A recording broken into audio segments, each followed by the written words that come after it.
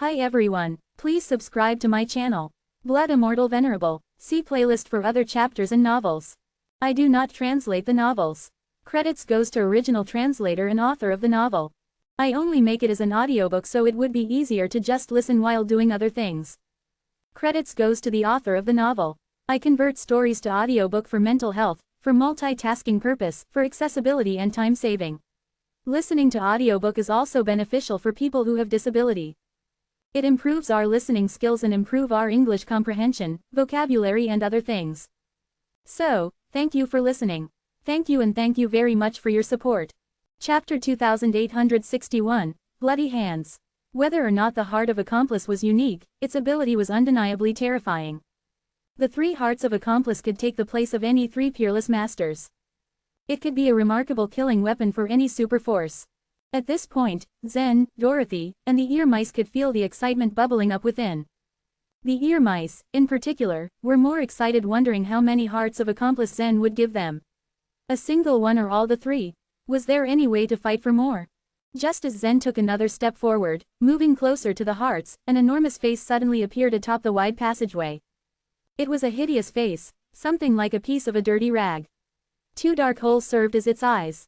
Aha! The ugly face whimpered as the blood vessels, what were formerly attached to the ceiling of the passageway, rolled up and down like spiraling vines, forming exactly 8 bloody vortexes. Well aware of how dangerous the 19th passageway was, Dorothy and the ear mice knew to be more vigilant once they sensed any foreign movement within the vicinity. Upon seeing the bloody whirlpools, they all backed away while Zen stood unmoving, staring at them. Splash! 8 enormous bloody hands reached out from the spinning whirlpools, moving towards Zen. Even Zen felt the onset of a crisis as he sensed the bloody hands' aura. While his body was undoubtedly strong on the other shore, he knew that he was by no means invincible. A warrior's physical body couldn't simply enter the other shore since the banning of the ancient god cultivation method. Where had the wild gods all gone? Those who had entered the other shore with their physical bodies. A wild god had limitless longevity. At the time, there were as many wild gods as there were true gods now, spreading across the entire source world. But now, not a single wild god could be found. Neither on the other shore nor in the source world had anyone even seen a glimpse of a wild god. It was indeed unreasonable. Zen reckoned that some methods existed on the other shore that could suppress the wild gods. In a flash, a bloody hand shot at Zen right before he managed to raise his hands and block the attack. Bang, bang. In spite of his defense, the bloody hand still landed a blow on Zen's body, sending him flying across the passageway and onto a wall. As I suspected, Zen frowned as he leaned against the wall, taking a second to recover. The bloody hand's power must have reached up to at least 300 divine megatons, going way beyond Zen's expectation. Thad, the ear mice's eyes were wide in surprise as they saw how Zen was thrown onto the wall. To them, Zen was someone undefeatable. But seeing how he failed to resist the bloody hand, the ear mice thought that perhaps no one in the entire source world could defeat it. Zen. Dorothy was lost in thought at the sight. It was the first time she had ever seen Zen suffer such a loss with his physical body.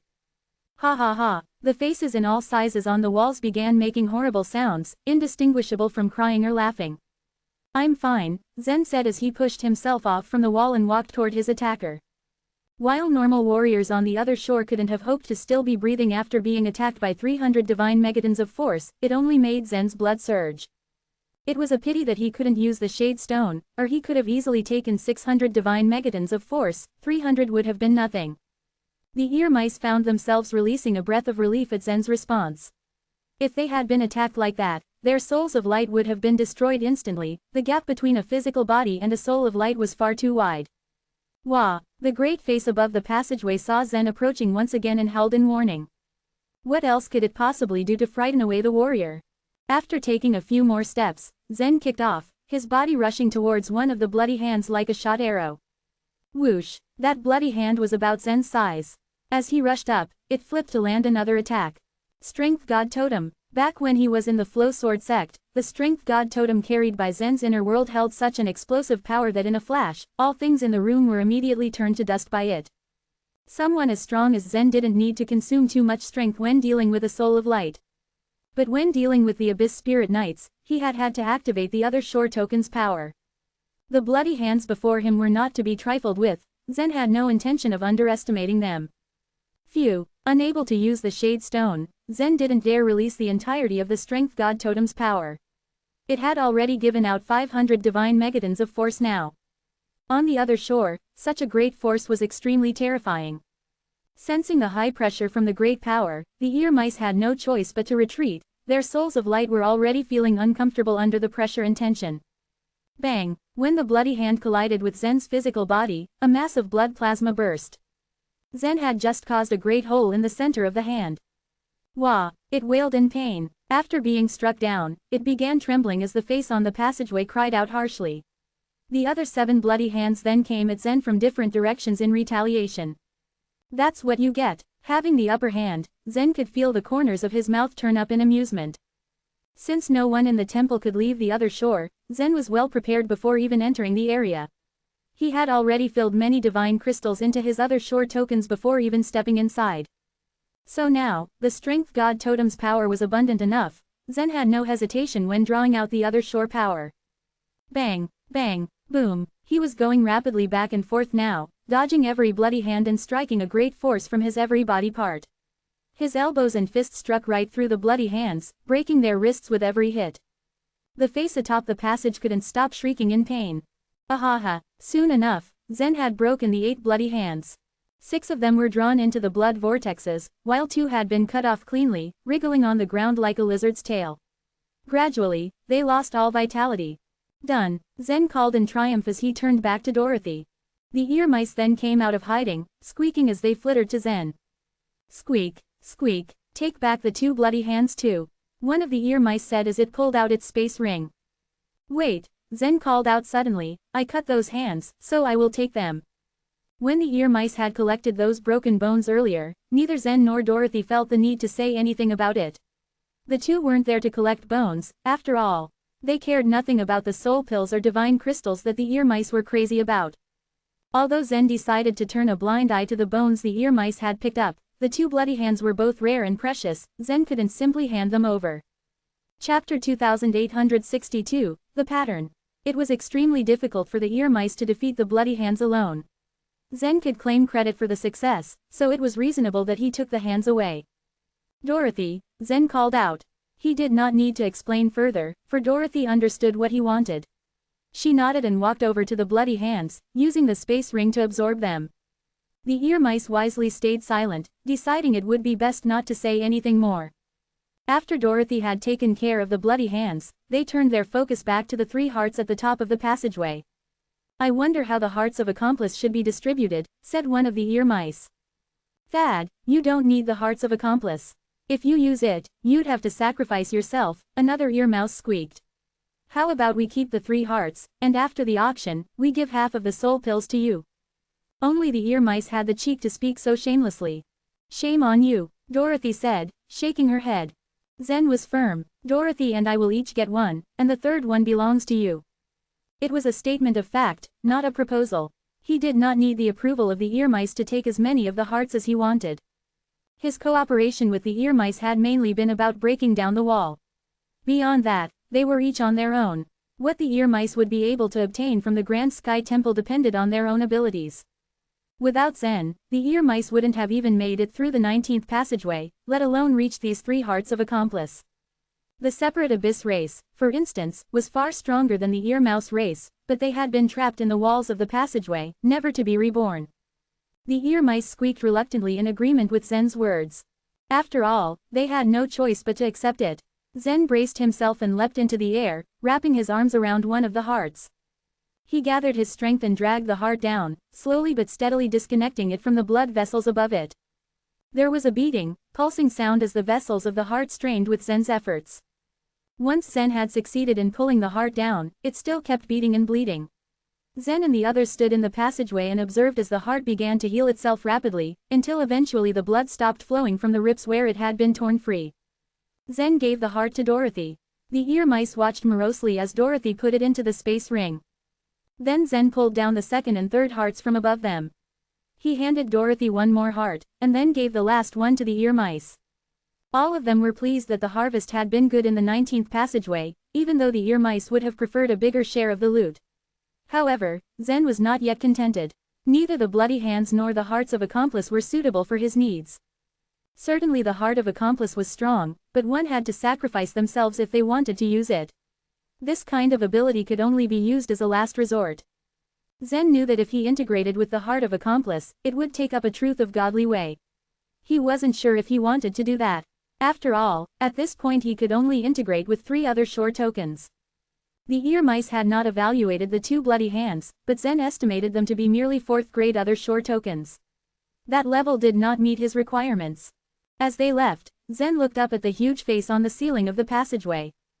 The enormous face was still screwed up, whining, but they could not tell what it was trying to say.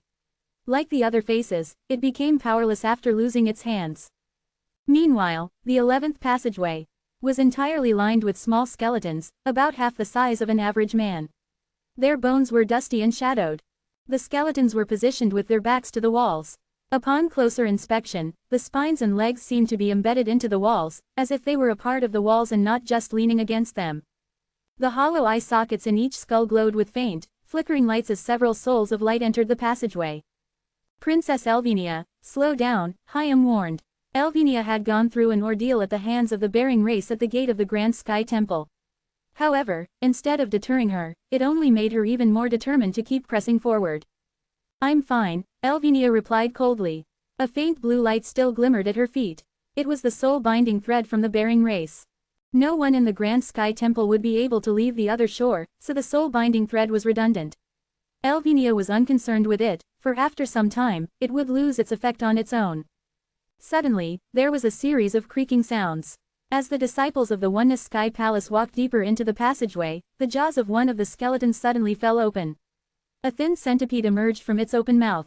Watch out, said Hyam, rapidly moving towards Elvenia.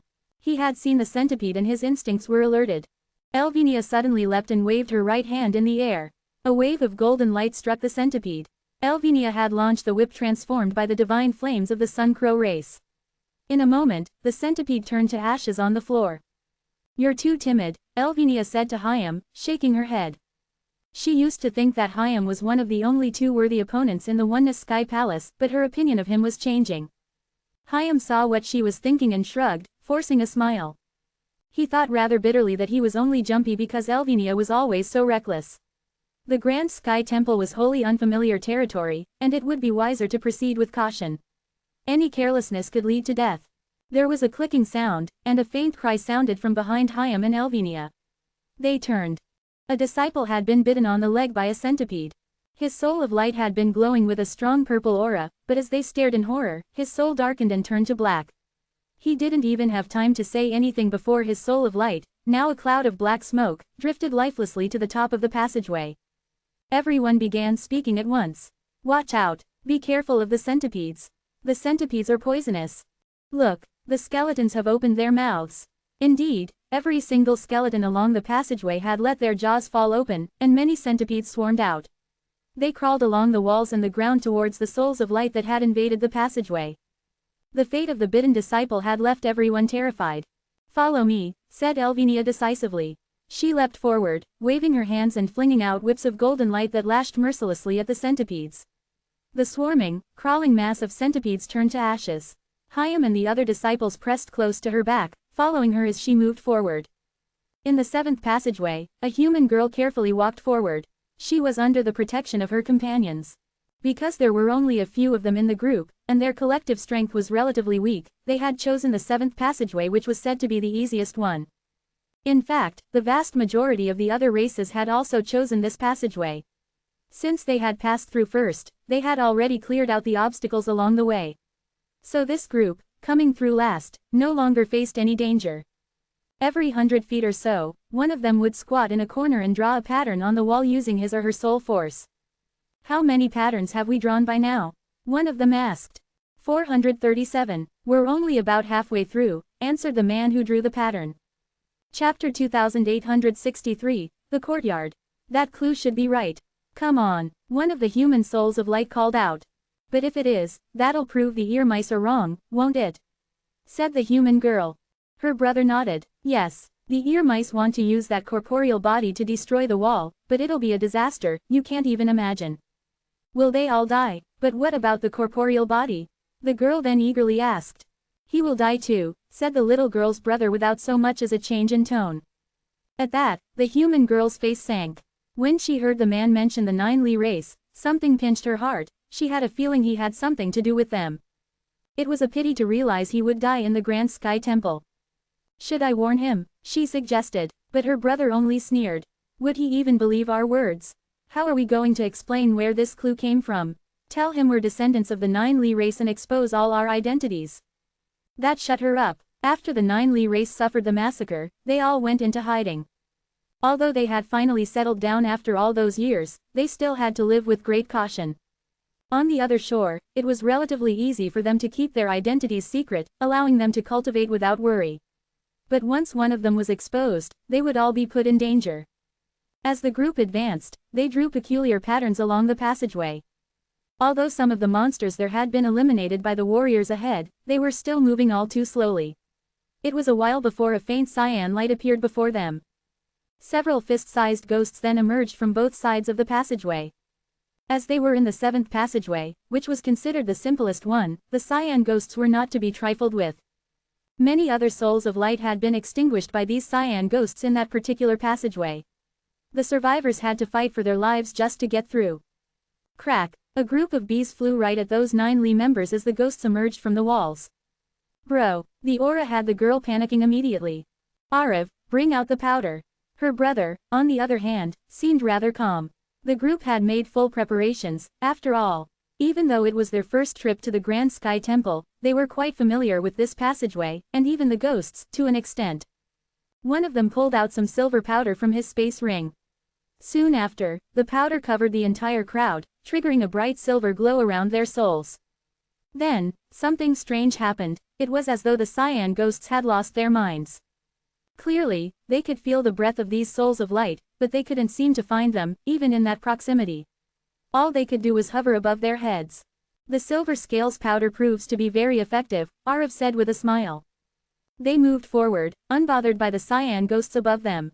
After moving another 100 feet forward, a pattern was drawn once again.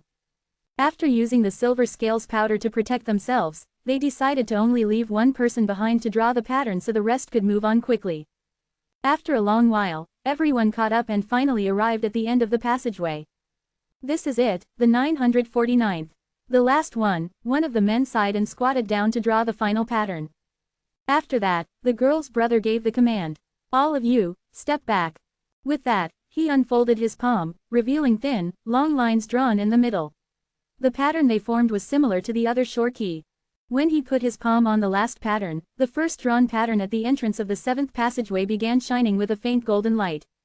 Buzz, buzz, buzz. The first pattern, the second pattern, the third pattern. Soon, the entire passageway began glowing, forming a long chain tens of thousands of feet long. At last, after the 949th pattern lit up, the entire passageway began trembling violently. The vibrations reached the entire Grand Sky Temple. Even the warriors who had passed through the passageways could feel them. It's coming from the back. Is the passageway collapsing? Forget it. We've come in anyway, but we still need to go back. No one was willing to go back for further investigation. Boom, boom, boom. By then, the entire 7th passageway was shaking. The entire group began wobbling left and right. The cyan ghosts above their heads flew into the walls instantly. The vibrations lasted for a while until the two walls began shrinking and narrowing. Simultaneously, a dull sound echoed throughout the passageway before a gate in the wall opened automatically. Whether it was the little girl or the others, their eyes began gleaming with excitement. Inside the gate stood a small statue. It was the same as what was in the hall of the Grand Sky Temple, but it held a few different details. On its front were 3 oval pieces of jade. The pieces were each a different color, cyan, red, and purple. At the sight, the little girl's brother bowed to the statue. The 7th god in the Grand Sky race. Please forgive me for disturbing you. Each of the 19 passageways in the Grand Sky Temple represented one of the 19 gods of the Grand Sky race. The man then strode through the door and took out the 3 jade stones. With that, the gate closed with a cracking sound as it sunk into the wall, leaving no trace. After leaving the 19th passageway, Zen and Dorothy found themselves walking down a row of stairs. At this point, they had reached the middle of the Grand Sky Temple. An open, wide courtyard came into view, where a variety of other shore plants were growing. A huge willow in the middle of it drew their attention instantly. What are they doing? Zen examined the willow and asked curiously. Hundreds of branches hung from the willow, at the end of each was a non-human soul of light, greedily sucking on it. They are sucking on the essence of the holy willow, whispered an ear mouse. Before something went wrong in the dark region, one of the reasons why the souls of light on the other shore came to the Grand Sky Temple was for the willow. The effect of the holy willow's essence was similar to that of the soul crystal, probably even better. The souls of light from different races rushed through the passageways just to claim a branch to gain the essence from. It was a limited resource. All the souls of light that failed to take up a branch were wandering around in the courtyard instead. Certain rare plants could make for special other shore tokens. If they were lucky, they could nab something. Chapter 2864, The Thin Wall. Zen had already obtained a great deal of soul crystal, so the willow did not interest him at all. They went down the steps and crossed the path through the middle of the courtyard. There were other souls of light sucking the willow essence and looking for the other shore tokens in the courtyard. They all focused their eyes on Zen as he walked by. They had spent 1 million soul pills to enter the Grand Sky Temple. For that price, just a little walk in the courtyard was definitely not enough. Most souls of light were waiting here, although some had already crossed the courtyard to look for the way leading to the dark region themselves. The further end of the temple was incredibly dangerous.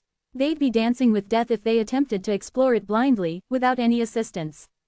The ear mice had opened the door to the Grand Sky Temple and it seemed as though Zen had some sort of deal with them. Believing they must have concocted some great plan, most of them had stayed back to follow behind them. And so, when they passed through the courtyard, everyone sucking the willow essence and searching for other shore tokens stopped what they were doing and shuffled closer to Zen. Zen paid them no mind and let them follow on, but the ear mice were quite displeased. Squeak, squeak, squeak, squeak. The ear mice did not want to go along with these souls of light of other races, so they had opted to enter the Grand Sky Temple last. They hadn't expected the souls of light to be so lazy and incompetent. They had no plan to search for the treasures themselves. All they wanted was to follow them and reap the rewards of their labor. One of the ear mice turned and yelled back at the souls of light with annoyance, "Squeak! Don't follow us." Outside the Grand Sky Temple, the ear mice had the final say. After all, they had opened the door and set powerful restrictions. But inside the temple, the other races gave them no respect. Hey, mice, you need to remember one thing, we have paid the soul pills. The temple is not yours. You just opened the door. I can go wherever I please and I am not following you.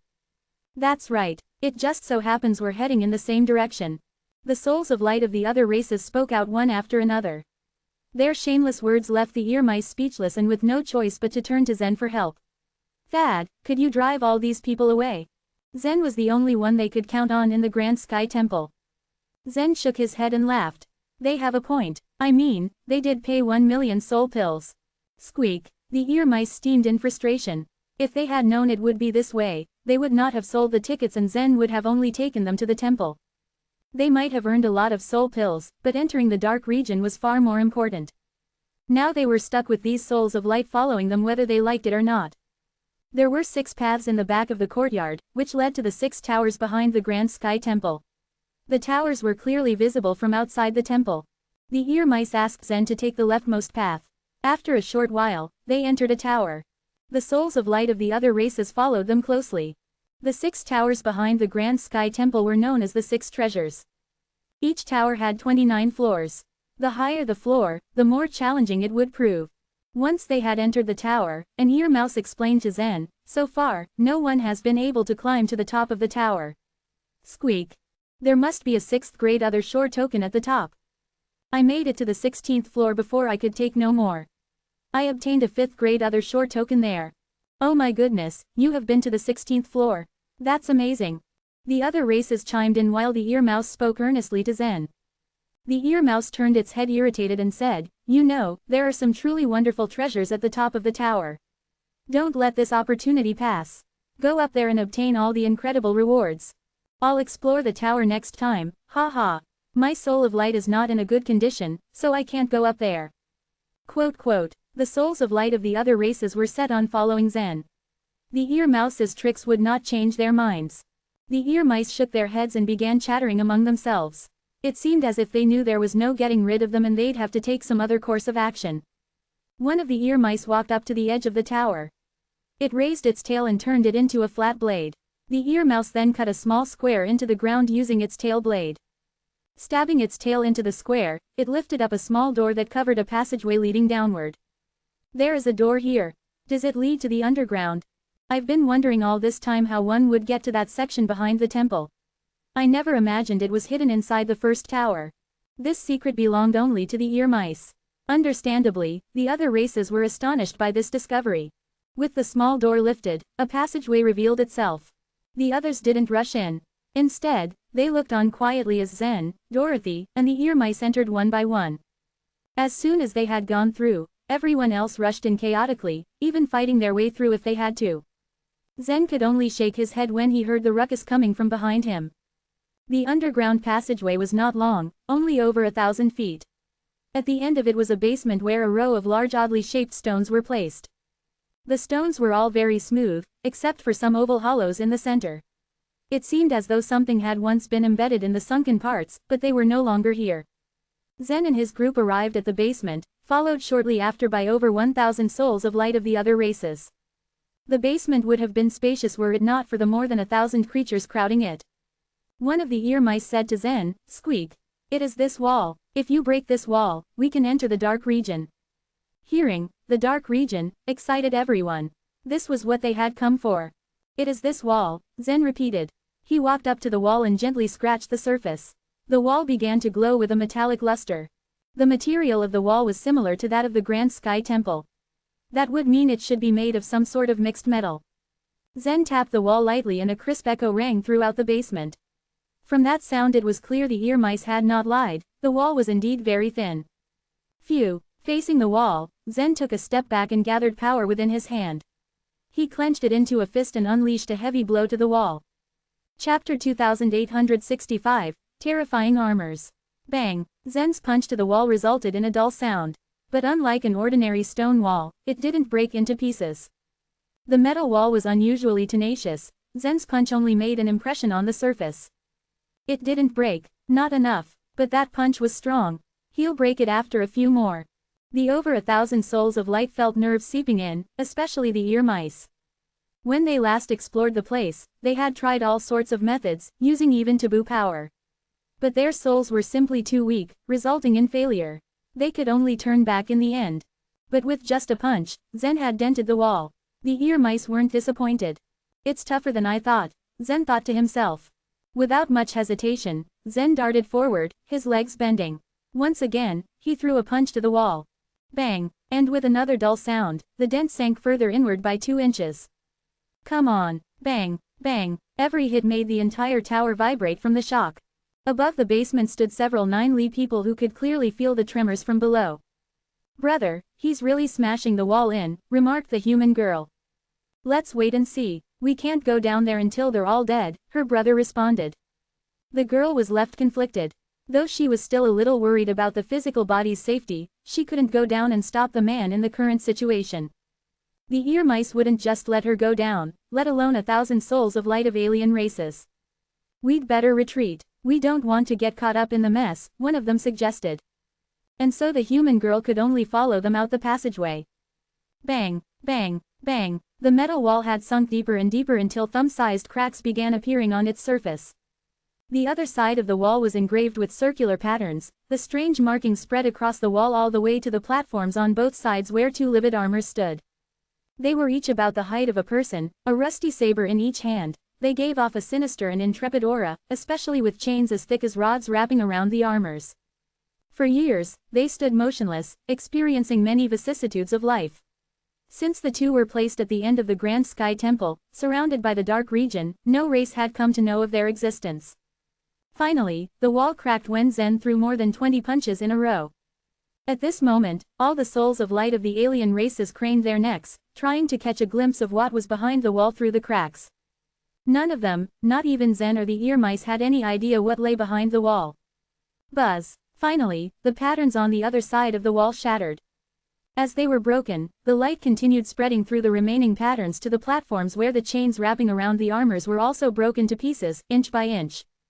Buzz! Buzz! Suddenly, 2 spots of bright red light flickered from under the armor's headgear, as though the eyes hidden in the darkness opened wide. Free from the chains, restriction, the armors came back to life and jumped right off the platforms. Clang, clang, clang, the figures were so heavy that the ground shook with every step they took. What's that sound? Something's approaching the wall. What is it? Curiosity spread among the souls of light, but the cracks in the wall were too narrow for anyone to see clearly what was behind them. Even Zen, standing at the front of the crowd, couldn't get a clear look. But the sound of heavy footsteps had made Zen grow vigilant. Frowning, he moved back slowly. Clang, clang, clang, the sounds began accelerating until something seemed to start pushing against the wall from the other side. Sizzle. At that moment, everyone heard a kind of metallic, ear-piercing sound. Rusty sabers were piercing the wall. Fortunately, Zen was quick enough to retreat when he saw the bulging wall. His body would have been pierced, otherwise. Sizzle, sizzle, 4 rusty sabers began twisting until they made circles in the wall. From the holes emerged the 2 sinister armors. They rushed right at the souls of light in the basement. Retreat. Without even having time to process the situation, Zen pulled on Dorothy and rushed back. He moved so quickly that the souls of light behind him were knocked out of balance. The souls of light that had gathered in the basement were left in a fit of chaos. They scrambled up the passageway, jamming it in the process. Hurry up, what are those things? It's a trap, a trap. Clang, the figures jumped up in the basement and smashed into the souls of light. Given the very weight of the armors, how could the souls of light possibly survive an attack from them? They were easily crushed to death. Even those that had been slightly grazed just turned into dust. No matter how strong the souls of light were, they were completely vulnerable in front of the armors. Whines and screams resounded in the basement. It had become a terrifying scene of carnage. Everyone began fending for only themselves. How could they worry about any other souls of light in that situation? Some even began killing their own kind just to free up the passageway. Zen and Dorothy were in the same boat, rushing toward the free path. Because he led the way with his physical body, the souls of light posed no hindrance. Within a mere 6 seconds, he and Dorothy had arrived at the entrance. But just as Zen took another step forward, something broke the surface above them. Boom! The entire passageway collapsed without a sign, cutting off everyone's one chance of surviving. Is it really a trap? Or did the ear mice just get something wrong? A thought flashed through Zen's mind. The passageway is broken. Ah, help, it's going to kill me. The lost path put all the souls of light in despair. It wasn't a wide basement, after all, and they were all crammed in the space. The 2 armors holding the rusty sabers merely spun and killed off anything in close proximity. They seemed to glide from left to right like a metal storm. Any soul of light caught in the calamity was killed instantly. Zen, I'm scared. Dorothy gripped his hand extremely tightly as her eyes filled with fear. Mere seconds had passed since the armors broke through the wall, but only half of the souls of light were left. Because they were in the temple, they had no way to leave the other shore. They were in an even more dangerous situation than in the Sea of Truth. At this point, it seemed as though they truly had nowhere to escape. Chapter 2866, Climb Up. Just as Zen was about to open his mouth and say something to comfort Dorothy, one of the armors suddenly began making its way towards them. Zen immediately grabbed Dorothy and threw her to a corner where he knew she'd be safe against the oncoming enemy. Puff, puff, puff. The armor was fast and the unfortunate souls of light that stood in its way were practically ripped to shreds. In a blink of an eye, it was already in front of Zen. Stop, Zen screamed. He bent down and pounced towards the floor, avoiding the 2 rusty, rotating sabers and slamming himself onto one of the armor's feet. Zen spared no force from his attack, imparting 500 to 600 divine megatons of force as he collided with the armor. Despite the strength and equivalent danger this armor posed, Zen wasn't too worried about it since he figured that he was in equal footing with the enemy. The collision should have shaken its center of balance, making it fall to the ground. It should give him an advantage and let him obliterate this armor. Unfortunately, what he expected to happen, did not happen. Bang! The impact from hitting the armor rebounded towards Zen and he felt a sharp sting of pain on his shoulder before it went numb. Contrary to his former expectations, this armor was actually far stronger than his own body. There was no way he could use the Shade Stone to strengthen his body here on the other shore. How in the world were there such strong armors here in Stage 13? With his shoulder numb, the regret of underestimating his opponent only began to settle in his bones. However, before he could fully immerse himself in his misery, a buzzing sound from above reminded him that he was still in the middle of a fight as a rusty saber headed towards him, ready to chop his head off. Zen swiftly rolled out of the way and, instead of his head, the saber slashed at the floor and created a long, deep crack. The floor was of a faint metallic color and Zen knew that the material it was made of wasn't something he could destroy even if he exerted his full strength. Seeing that the rusty saber easily destroyed a part of it let him know that he had greatly underestimated the power of his armor opponent. Buzz! The two red spots inside the armor's head flickered. The rusty sabers in its hands continued to come at Zen, getting faster and faster with each slash. Creak-a-rack! It came at him with 6 to 7 strikes in a row and Zen had no other choice but to avoid it by continuously rolling on the floor. In the end, however, he was still too slow. He felt a sudden, stinging pain on his back as one of the sabers caught up with him, creating a horrible gash. Buzz! Despite having landed a hit on Zen, the armor was still a bit dejected that all it could give him was that gash. With that, it gave up on going after the other souls of light and focused solely on Zen instead.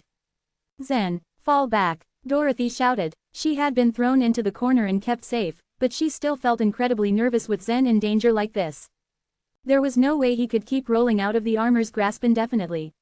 The basement wasn't very wide and the fact that the armor only went faster each time its attacks were avoided meant that Zen only had so much time until it caught up with him. Even the members of the 9 Li race that stood above could hear those below crying for help. Poor things, the human girl exclaimed. She didn't have the heart to keep listening. Most of the souls of light trapped in the basement were non-human, but it was not easy for them to cultivate to this level. There was no other fate that awaited them save for a miserable end here in the other shore. This is the price they have to pay for their greed, her brother remarked viciously. The entrance to the dark region was undoubtedly a great temptation.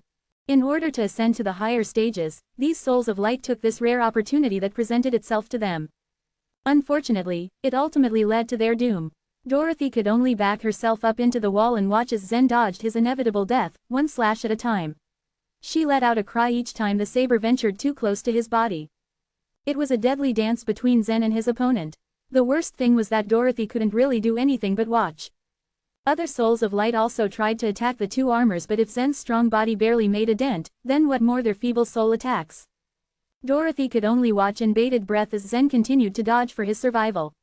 She was so caught up in keeping him in her sight that she completely forgot about her own safety. Once all the souls on the right had been slaughtered, the other armor finally noticed Dorothy in the corner. Taking advantage of her vulnerable state, the armor lunged towards her. Zen could hardly protect himself, but he still kept an eye on Dorothy. Noticing the other armor charging towards her, he quickly ran from his spot and blocked its way. Despite knowing his strength was useless against his enemies, Zen still reeled back his feet and threw a punch. Bang! His punch hit the armor's elbow, tilting it back slightly. Zen, on the other hand, felt as if his hand was breaking. The young man, unfortunately, didn't have the luxury to linger on his injury. With the armor sent back a bit, Zen quickly rushed past and headed straight towards Dorothy. He picked her up, stamped his feet on the wall, and flipped into the air. His movements pushed the two of them 70 to 80 feet away, not really enough to take them fully out of danger's way. The two armors remained in hot pursuit and chased after Zen. "They're coming at us," Dorothy exclaimed in panic. Zen continued to run, zigzagging his way out of enemy clutches, all the while continuously trying to think of a way to escape their current predicament. Staying in the basement meant absolute death for both of them. It was in this face of impending doom that Zen raised his gaze and looked up at the wall. Stricken with a bright idea, his face suddenly lit up with anticipation. Yes, this will work. Without explaining his plan nor showing any slight hesitation in its effectiveness, Zen rushed up to the right wall and activated his power. With some sharp kicks, Zen climbed over 100 feet in an instant, as if he was a nimble gecko and not a human. However, the basement walls were over 1,000 feet high. There was no way to escape unless he flew, which wasn't really an option here in the other shore. Zen was bound to fall given that there were no footholds in the air. "Hold on to me," he ordered Dorothy. He shifted Dorothy on his back and redirected all his power in his right hand. He reeled back his palm and slammed it right into the wall. Dorothy didn't know how, but Zen managed to stab 4 fingers into the wall, giving him an anchor point and preventing them from falling. The two of them hung on the wall, out of reach from below but still very much in danger. The two armors that had been chasing Zen could only look up in confusion. The red lights in their heads flashed and they tried to jump up after him but failed miserably. It was comedic to a degree as they watched the two armors smack their bodies onto the wall in an attempt to reach them. There were 2 loud thuds as the armors jumped. However, both fell rather quickly. Even if they contained great power, these two armors were quite heavy. They couldn't even manage to lift themselves an inch above the ground, let alone reach Zen and Dorothy from such a high place. Dorothy, who had previously been scared witless for their lives, found herself laughing. Ha, they can't catch us. Zen nodded in relief. Yes, they can't touch us now. The two armors tried to jump a few more times but to no avail. After realizing that they were not going to be able to reach their prey, they finally chose to give up. A large number of souls of light remained in the basement. The two armors' attention had been focused on Zen earlier, giving the souls some time to relax and take a breather. However, Zen was now unreachable and the two armors turned towards them again. 5 minutes passed. The basement, once filled to the brim with souls of light, stood empty. Dorothy and Zen were the only survivors. Granted, that was mostly because they hung 100 feet high, away from the dreadful place that was the bottom of the basement. Will they leave? Dorothy asked, looking down at the armors that remained below. They will, since they won't be able to reach us, Zen assured her with confidence. However, as soon as he said that, the two armors approached the wall once again. This time though, instead of trying to jump, they stabbed their sabers onto the wall. The two armors were attempting to climb up to finally get rid of the remaining survivors. Ah, it seems they're more persistent than I thought, Zen said, shaking his head and revealing a wry smile. Chapter 2867, Benefactor. Clank, clank, clank. Zen and Dorothy hung suspended against a wall over 100 feet above ground. Below them, two armors rapidly followed them. They had already climbed 80 to 90 feet in the twinkling of an eye. Dorothy was clinging onto Zen's body, her mind sifting through their options. She suddenly remembered her necklace of mystic soul. It flashed and a soul sword shot down. Clank, clank, clank. The soul sword worked incredibly against the souls of light, but it was incapable of harming the armors. It merely clanked and fell. The armors were getting closer. Dorothy was beginning to panic. It's useless, she remarked while looking at the soul sword. They are too powerful. Zen stared at the armors and then looked up. There was a passageway leading to the exit. Unfortunately, most of it had collapsed. There was, however, a small hole that remained uncovered. When Zen saw it, he turned to look at Dorothy. Don't be discouraged, he said. We don't need to defeat them. Let's escape. How? Dorothy asked. You can count on me, Zen said with a smile. Clank, clank, clank. Before they could escape, the armors had caught up and were nearing Zen's feet. Their two hands made them look like human beings. Since they thrust their rusty sabers into the wall, they wouldn't be able to launch an attack. Unlike humans, they were unable to make wise decisions. When they were 5 feet below Zen, Zen said, "Hold tight." Dorothy wrapped her arms around Zen's neck, feeling that she was falling. Zen stepped on the shoulders of an armor with full might and jumped up. Whoosh! He jumped more than 100 feet and was able to stab his hand into the wall again. Dorothy's heart was pounding against her chest. When they were finally safely hanging against the wall again, she heaved a long sigh of relief. The two armors were slow to respond. When they realized what happened, their eyes flashed red and they started climbing faster. Zen looked at them calmly. He initially wanted to bust the armors out of their way, but he wasn't able to do that. So he opted to use them as leverage to help them climb higher. When the armors approached him for the second time, he stepped on their shoulders again. But as he did so, one of the armors suddenly turned its head and the mask on its head opened. It revealed an empty hollow with only 2 lines of serrated teeth like fangs. Crack! The teeth almost clenched Zen's foot. Fortunately, Zen was able to dodge them before they did. How dangerous! Zen's heart thumped. He knew that he couldn't risk getting bitten. It would drastically make their escape difficult. Zen perked up with more vigilance. The armors still looked like they weren't thinking well, but they definitely improved their cognition.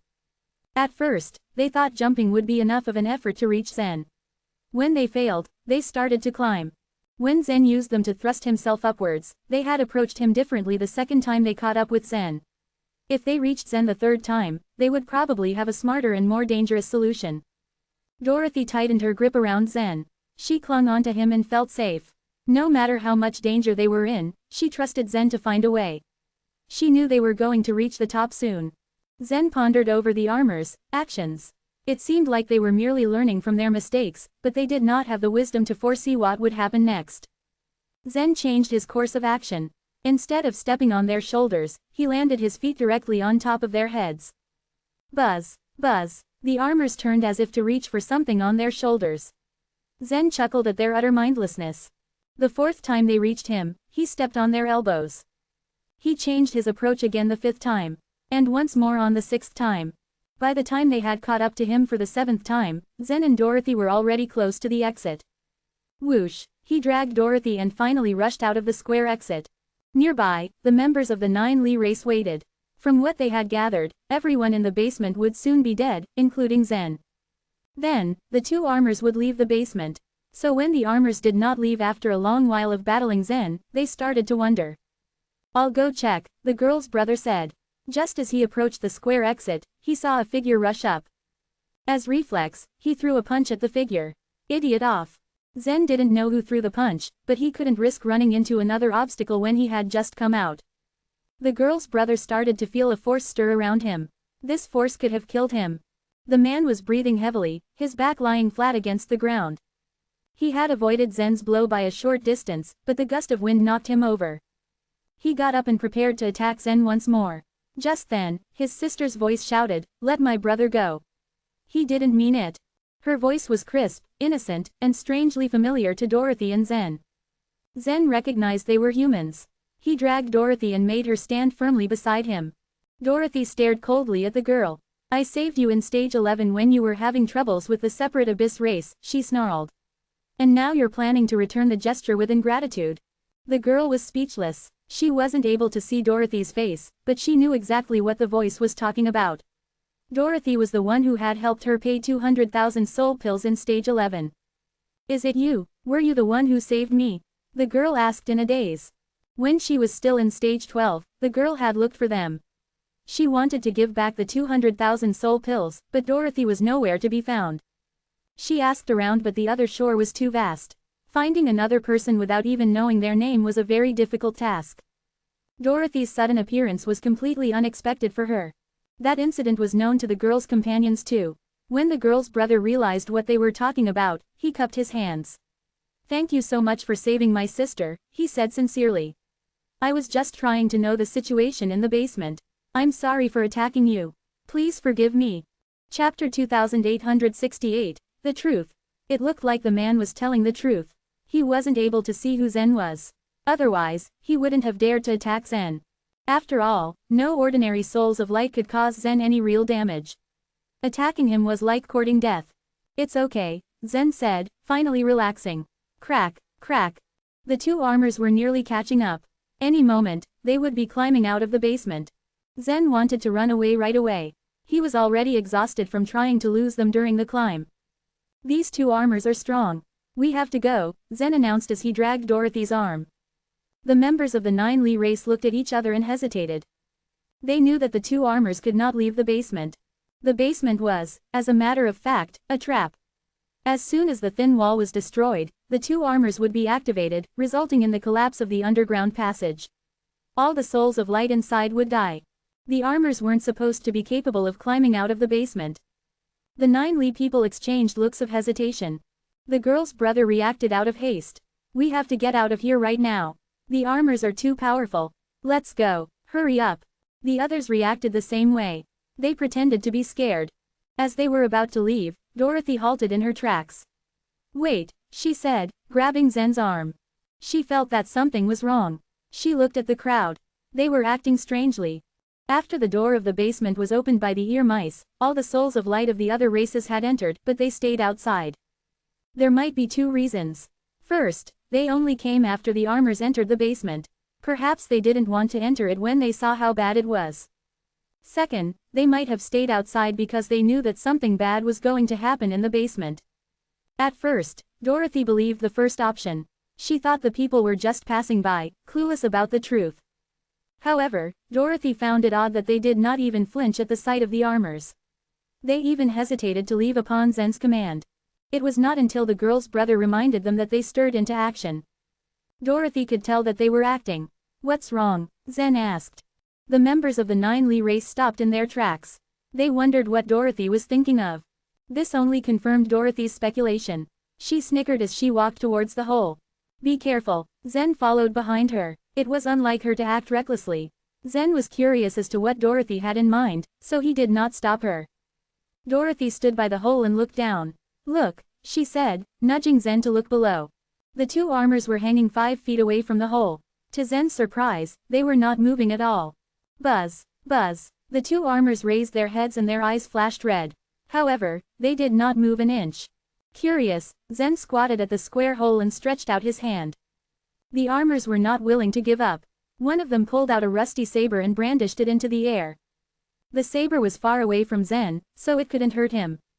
Be careful, Dorothy warned. She was afraid that Zen was being too risky. The other armor pulled out 2 rusty sabers. This caused it to lose its grip and fall down. It dropped more than 1,000 feet and, soon, its body was heard clanking against the ground. Zen and Dorothy looked and saw that it created a big hole. The other armor did the same thing. However, just as soon as they got rid of the armors, something happened.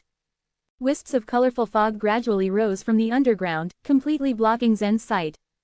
Look, what's that? Something small was floating along the fog, but Dorothy was having trouble seeing it clearly. Zen stared at it closely. It's an hourglass, he said, narrowing his eyes. It floated amidst the thick fog, an hourglass the size of a fist. The sand inside it was dripping quickly. Every time the top half emptied, it would automatically rotate and continue its flow again. Each time the hourglass turned, everything in the underground room reversed back in time. The two armors returned to the other side of the wall. The chains that already broke became whole again. Even the wall, which had already been partially broken by Zen, repaired itself. The basement restored its original state. The collapsed passage floated and reconnected with the square entrance. Nearly everything was restored. Only the dead souls of light remained in their dead state. Zen took a moment to think about his next steps. Clearly, something was wrong. He turned his head to look at the people behind him. You knew this would happen. The members of the 9 Li race remained silent. It was difficult to explain, but they didn't want to admit it. If you don't want to talk to me peacefully, then maybe we should resort to tougher means. What do you think? Zen's voice became as cold as ice. He could kill anyone in sight easily in the Grand Sky Temple. There was no place for them to run to. Perhaps the humans thought that Zen would spare them. They did not know that he wouldn't hesitate resorting to violence if necessary. We can't force the back door of the Grand Sky Temple open. If we do that, everyone will die, the girl's brother explained. It was no use to continue tricking Zen. He had to tell the truth. Is there a way to open it? Zen asked. Everyone was silent again. If they revealed the clue, they risked exposing their identities. It would be as good as surrendering their lives to Zen. Say it, Zen ordered. Dorothy tilted her head slightly. I heard you talk about the 9 Li race outside the temple, the girl chirped. You don't intend to harm the 9 Li race, do you? Sally, what are you talking about? She then kept silent, not wanting to disappoint her companions. She knew she asked a foolish question. It wasn't a good time to ask such things. At that moment, Zen had the upper hand. She was but a powerless being compared to him. She nearly told Zen that they were from the 9 Li race. Everyone else stood tense and worried as Zen and Dorothy exchanged a meaningful look. Chapter 2869, The Background. Although Athamar knew part of Zen's background, he didn't disclose it to the people of the Origin Mountain. But Dorothy had already speculated that Zen was from the 9 Li race. The issue of his identity was too sensitive. She figured that since he didn't mention the topic himself, she should avoid the topic entirely. But she never would have guessed that the 9 Li race still had direct descendants. You're from the 9 Li race? Zen asked, taking a step forward. The other people of the 9 Li race grew anxious. She's talking nonsense, Sally's brother said. You don't have to take it so seriously. If you have nothing else to say, we must take our leave now. They could explore the Grand Sky Temple next time. Though it was a pity to have to give up now, revealing their identity was the last thing they wanted to do. If Zen somehow left something on their souls of light to track them down, he could end up killing all the remaining descendants. To ensure everyone's safety, they opted to give up. Someone else would open up the Grand Sky Temple some other day. Wait, Zen called out and stepped forward, blocking the entrance. The 9 Li people's faces suddenly sank. If Zen truly wanted to keep them there, it would be all too easy for him. Sir, we have no enmity with you. You don't need to be too hard on us, Sally's brother pleaded with his hands clasped together. But Zen merely ignored him and pointed to Sally. You, come over here. Sally blinked. In spite of her companions' anxiety about the situation, she felt oddly relaxed. Somehow, she knew that the person before her posed absolutely no danger to them, but that was merely naivety in her companions' eyes. Sir, Please leave my sister alone, Sally's brother said, now sounding bitter. The others didn't like it either. She was young and inexperienced, they thought she'd end up revealing their true identity. But Zen wasn't interested in these people at all. He went ahead and pulled Sally to the other side. Seeing that Zen paid them no mind, Sally's brother called out through gritted teeth, I tried to be civil, but you don't even have the decency to listen. We have no choice but to use force. Buzz. His soul and those of the other four began shining with purple light. And then, their souls became whole. A shadow with a form of 3 heads and 6 arms grew from the center of the light. They truly are from the 9 Li race, Dorothy muttered to herself. Her eyes lit up at the sight before her. The shadow was made from the 9 Li race's blood power. Its power was undoubtedly astonishing, but Dorothy wasn't worried at all. No matter how powerful it was no match for Zen. But the situation had pushed the 9 Li people on edge and they chose to attack. Brother. There was worry in Sally's voice as she called out to her brother who was ready to take action. 3 heads and 6 arms. Zen's mouth slightly curled up into a smile. I can do just the same. Buzz. All of a sudden, the wild god power was activated, and the 9 Li race's blood surged within his body. In a flash, Zen's figure grew tenfold. His giant body was about the same size as the shadow opposite him. In the next second, he threw 6 fists and hit the shadow hard. This shadow was considered the 9 Li people's trump card. They never used it unless they faced death itself. Using it immediately gave away their identity, after all. But because of Zen, they felt they had no other choice but to use it against him. Puff. While the shadow was powerful in killing the souls of light, it couldn't fight against Zen who came to the other shore with his physical body. The moment Zen's fists made contact with the shadow, the 9 Li people felt dizziness overcome them. The shadow collapsed before they could even recover. A tearing pain pierced all of their heads. The 5 were left bending over onto the ground, each with their hands on their head. Don't hurt them, Sally called out anxiously. Although Sally's brother was clearly in great pain, he was overcome with some kind of inexplicable emotion. Pushing the pain aside, he struggled to stand up and pointed at Zen in disbelief. You, he muttered, still suffering from the blow he received, rendering him unable to even complete a sentence. Zen quickly withdrew the wild god power, his body returning to normal. With a smile, he asked, you want to ask why I could form the same figure, don't you? Aha, Sally's brother put his head in his hands, enduring the sharp pain piercing through him as he nodded. Yes, this is the bloodline Thurgi of the 9 Li race. How could you? Brother, don't you see? He must be one of us. Sally announced confidently. To that, Zen smiled. He thought Sally was forthright and sincere. But it wasn't her brother's fault that he was suspicious. After the 9 Li race was exterminated, the remaining members had no choice but to be extremely careful. All of them stared at Zen in utter disbelief. None of them was expecting to find another one of them, much less the man Sally was suspecting at the gate of the Grand Sky Temple. Sir, which branch of the 9 Li race are you from? Sally's brother asked, losing the harshness from his tone. Zen then glanced at Dorothy, who merely shrugged. She decided to leave the sharing up to Zen. It had been quite a while since Zen had joined the Oneness Sky Palace. If he was still on guard against Dorothy, she would undoubtedly be left disappointed. My mother is Lorena, Zen finally said. His mother had later given herself the family name, Li, but among the 9 Li people, she was known as Lorena. The destruction of the 9 Li race had already passed when these people were born.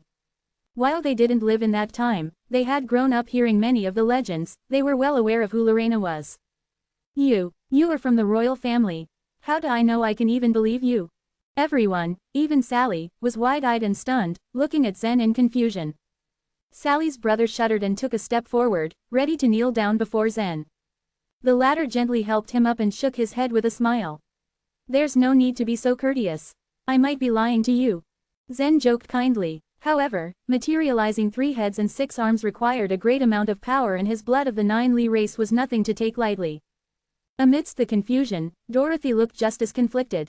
Although she had already guessed that Zen had come from the 9 Li race, she certainly didn't expect him to be a member of the royal family. If the 9 Li race was flourishing, that meant his status would be as high as Elvinia's. In truth, his status could even be much higher than hers. The Oneness Sky Palace was the union of the 7 mountains, each of which had a respective emperor. The 9 Li race had 9 tribes, but Chiyu was the supreme ruler. The royal members held a greater status than the direct descendants of the palace. Chapter 2870, Uninvited Followers. The 9 Li members chose to believe Zen, irrespective of whether Zen was joking or not. Zen had proved himself to be a member of the 9 Li race. They couldn't test his blood lineage on the other shore, let alone test his blood purity. But the best proof lay in the fact that he had 3 heads and 6 arms. Thad, you belong to the royal family. How did you become a member of the Oneness Sky Palace? Sally's brother asked again. Their curiosity about Zen had surpassed that about the dark region. The ear mice had addressed Zen, Thad, at the entrance of the Grand Sky Temple. Thus, those 9 Li members thought that that was his real name. It's a long story, Zen said cautiously. I hope you will ask the elders of 9 Li race to come to the Oneness Sky Palace someday. I want to meet them if possible. Both sides had tried to trust each other but were still far from reaching a place where they could share everything. Sally's brother would not disclose the location of the remaining members of the 9 Li race, nor would Zen tell them where the Divine Land was. I will report this to the elders of our race, Sally's brother said. If Zen was really Lorena's son and possessed such amazing abilities, the remaining members of the 9 Li race would fall over themselves to meet him in the Oneness Sky Palace. The 9 Li race and the Oneness Sky Palace had never been enemies. The beliefs that they had chosen to follow were the same, which meant that the Oneness Sky Palace could still ensure their safety and peace. These people then introduced themselves to Zen.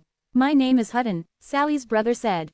My name is Sally. It's so nice to meet you, Thad, the girl said with a smile.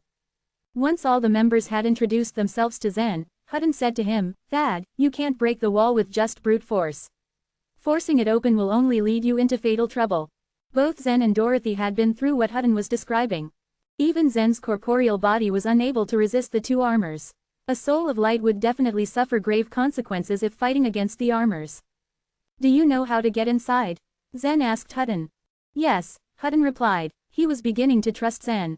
Although they didn't completely trust each other, it wouldn't be so bad to explore the dark region together. After all, even Hutton wasn't confident about exploring the dark region. All he got were the clues that the 9 Li race had left behind. Zen gestured wordlessly towards the square entrance of the basement. Hutton nodded before walking to the entrance with Sally and the other members of the 9 Li race. Oh, here you are. A cold voice rang out from the entrance of the tower. The group became nervous at the voice. Dorothy frowned. It was Elvinia, leading the disciples of the Oneness Sky Palace. When they were about to enter the temple, Hyam and Elvinia wanted to follow Zen. But Zen refused them. He had agreed to cooperate with the ear mice and brought only Dorothy to enter it. Elvinia, Hyam, and many other disciples walked through another passageway. They explored the yard for a while before choosing a tower to enter. Some of the souls of light, who had entered the Grand Sky Temple, had died in the passageways. Half of the others had died in the basement, and the other half had gone into the towers like Elvinia's group did. Elvinia and Hyam were unlucky. Their exploration had dug up nothing, thanks to the many traps in the tower. Elvinia had finally suggested that they move to another tower. As soon as she arrived here, she saw Zen and Dorothy.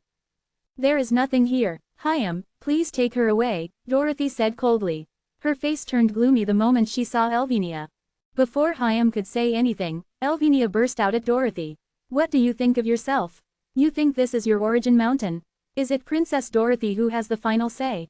You are right, it is me. Dorothy stared at her fiercely. The fight between the 2 women confused the people around them. Hutton looked at Zen, a little worried. Only Zen could make the final decision here. Dorothy, now that we have entered the Grand Sky Temple, don't we have the right to choose where we continue our exploration? We are all from the Oneness Sky Palace and are on the same side. If anything should happen, we can take care of each other. Thad, what do you think? Am I right? Hyam tried to broker the peace between Dorothy and Elvinia, with a hard but polite smile on his face. He had seen the square entrance the moment he entered the tower. Though he didn't know what had happened here, he guessed it was probably related to the way leading to the dark region. Hyam didn't want to miss such an amazing opportunity. Dorothy pursed her lips, not knowing how to respond. It would have been fine if Elvinia hadn't been with the group. Dorothy wouldn't have minded Hyam and the other disciples from the Oneness Sky Palace going with them. Yes, we are on the same side. We can take care of each other as we explore this place together, Zen said, nodding. The souls of light of the ear mice were all dead by now. Zen could trust both the group from the Oneness Sky Palace and the 9 Li members. If Dorothy were to disagree even now, there would eventually be a collision between the Origin Mountain and the Oneness Mountain. Dorothy knew she shouldn't cross the line. Now that Zen had made his decision, all she could do was reluctantly agree with him. Hutton and his group were also reluctant, but they were more careful about expressing their thoughts. "Come with us then," Zen said. Hutton, Sally, and the other members of the 9 Li race went in first. Zen and Dorothy followed them, while Hyam, Elvenia, and the disciples came last. As they walked through the passageway, Hyam questioned Zen about the whereabouts of the ear mice. Zen sighed and said, "They're all dead." The ear mice, all dead. Hyam froze. He couldn't believe what he was hearing. All the ear mice were cunning. Many of them had entered the Grand Sky Temple, but now they were all dead. How was that possible? Not only them, more than 1,000 non-human souls of light also died in this basement, Zen said, and then proceeded to tell them what had happened in the basement. Elvenia, Hyam, and the disciples stopped short, shocked at Zen's revelations. If this basement was that dangerous, did it mean that anyone who entered it would be courting death?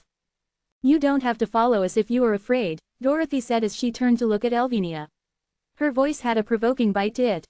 Elvenia couldn't stand ridicule. She merely snorted and continued on her way. Zen laughed. "Don't be nervous, Hyam. We are safe in the basement, because they've a solution," he said. "The solution?" Hyam looked doubtfully at Hutton's group and asked, "Which force of the human race do these people belong to?" Both the Bearing race and the Divine Farmer race had been expelled. All the other human forces were small ones. If these people really knew the way to the dark region, it was impossible that they were from those small forces. Zen said with an easy smile, "Don't ask improper questions if you want to follow us to explore the dark region." Chapter 2871, Moving the Wall. Hyam laughed lightheartedly as he realized their delicate identities. Then he said, "They are all human beings. It really doesn't matter where they come from." The 9 Li people, including Hutton, who stopped in their tracks, felt thoroughly relieved. The entire basement had now been fully restored. There wasn't even a single indication of the previous mess. It seemed like nothing happened. Squeak, squeak, squeak, squeak, squeak, squeak. They heard squeaking noises from the corner of the wall while they walked along the passageway. What do you think that was? They're mouse-shaped souls. Indeed, they do appear like the souls of the ear mice. They look so weak and fragile. The disciples of the Oneness Sky Palace looked at the souls. A curious look registered upon their faces. Those who entered stage 13 of the other shore were probably either indigo souls or souls of light that were about to become indigo souls. However, the souls at the corner were almost invisible. They seemed like candles in the wind that would go out at any time. The souls were back in their fundamental form. It was probably difficult for them to leave their bodies, let alone cross the sea of truth to reach the other shore. "I think they really are the souls of the ear mice," Zen murmured while staring at the faint souls.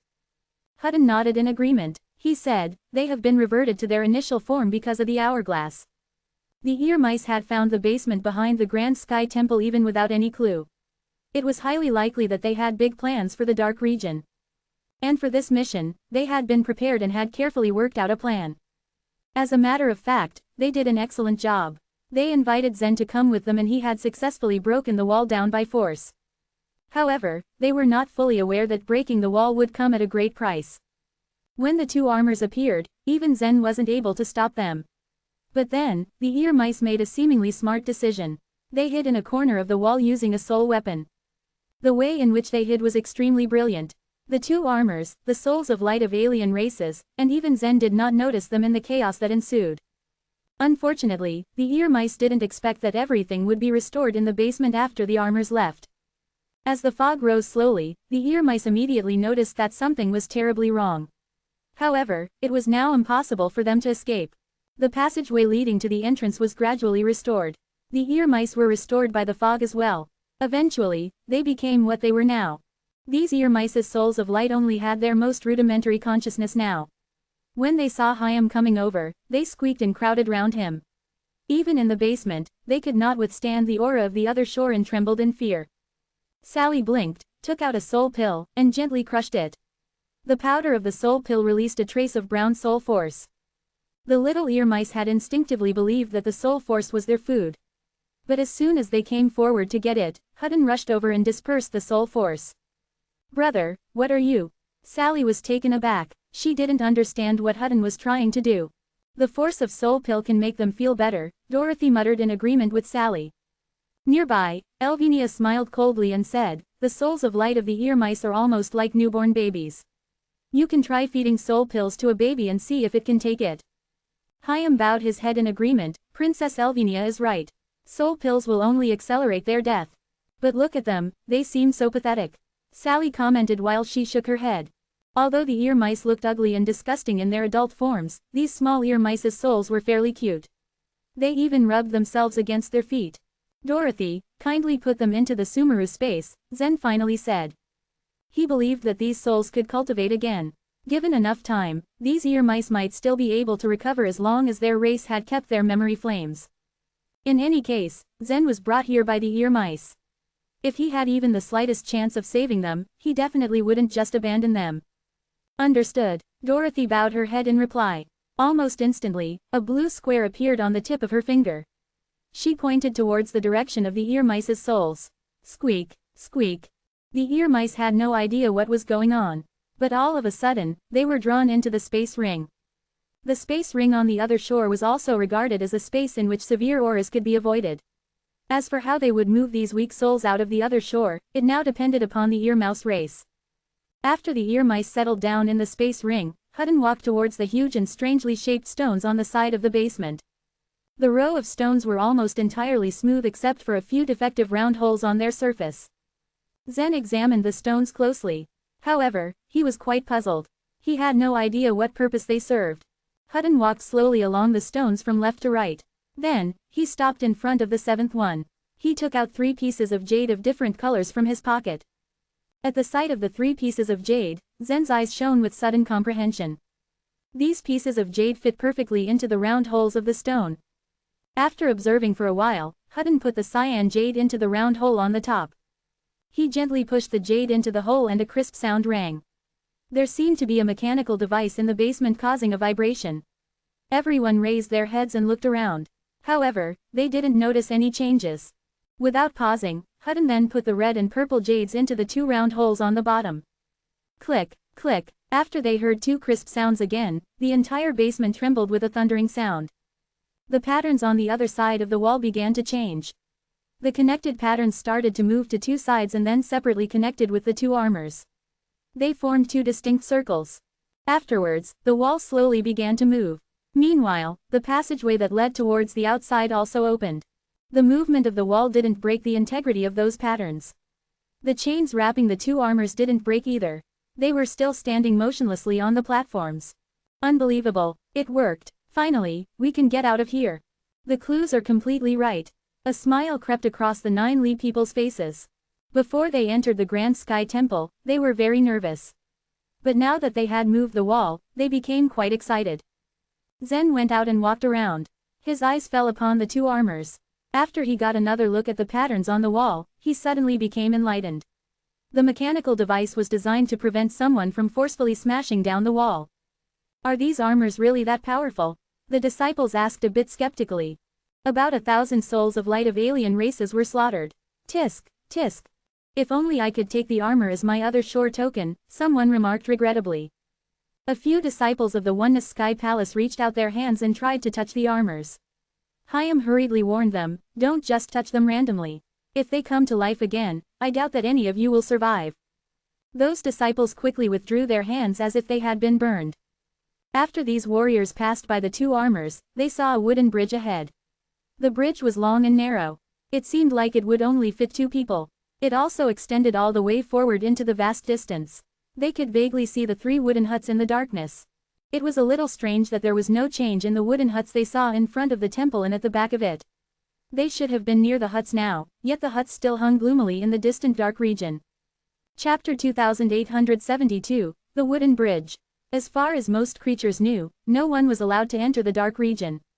Anyone who entered would be swallowed up by endless darkness. What happened in there was shrouded in mystery. No one knew how and why the souls of light disappeared in the depths of the dark region. People who entered died suddenly and silently.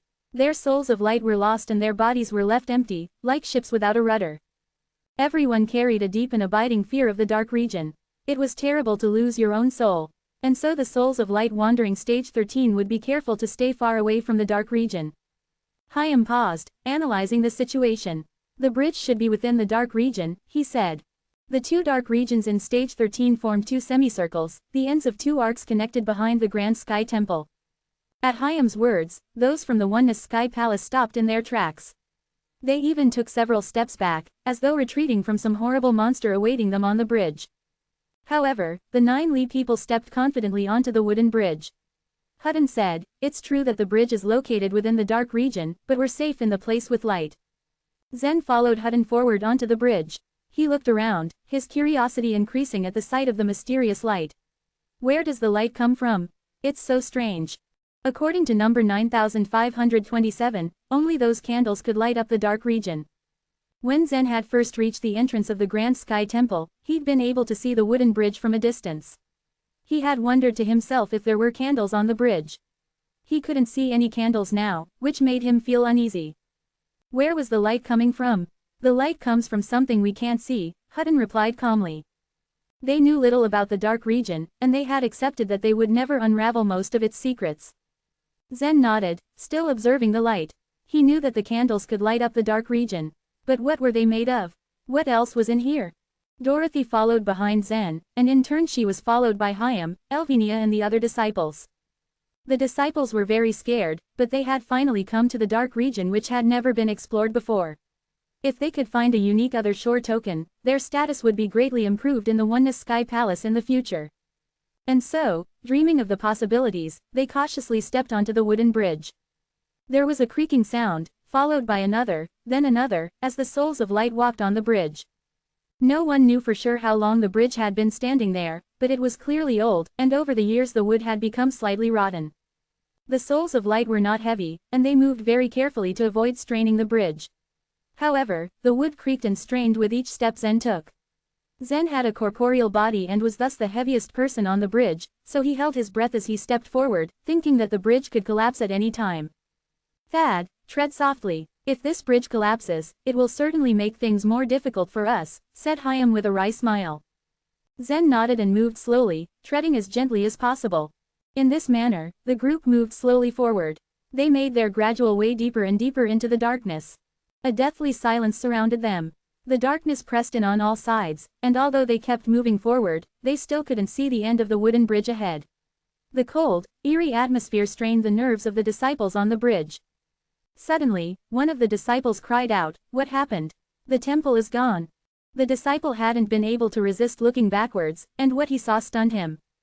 Zen, Dorothy, and the others quickly turned around. To their surprise, the high towers of the Grand Sky Temple and the vista of the other shore beyond it had vanished completely. There was only the wooden bridge, stretching out into the black gloom.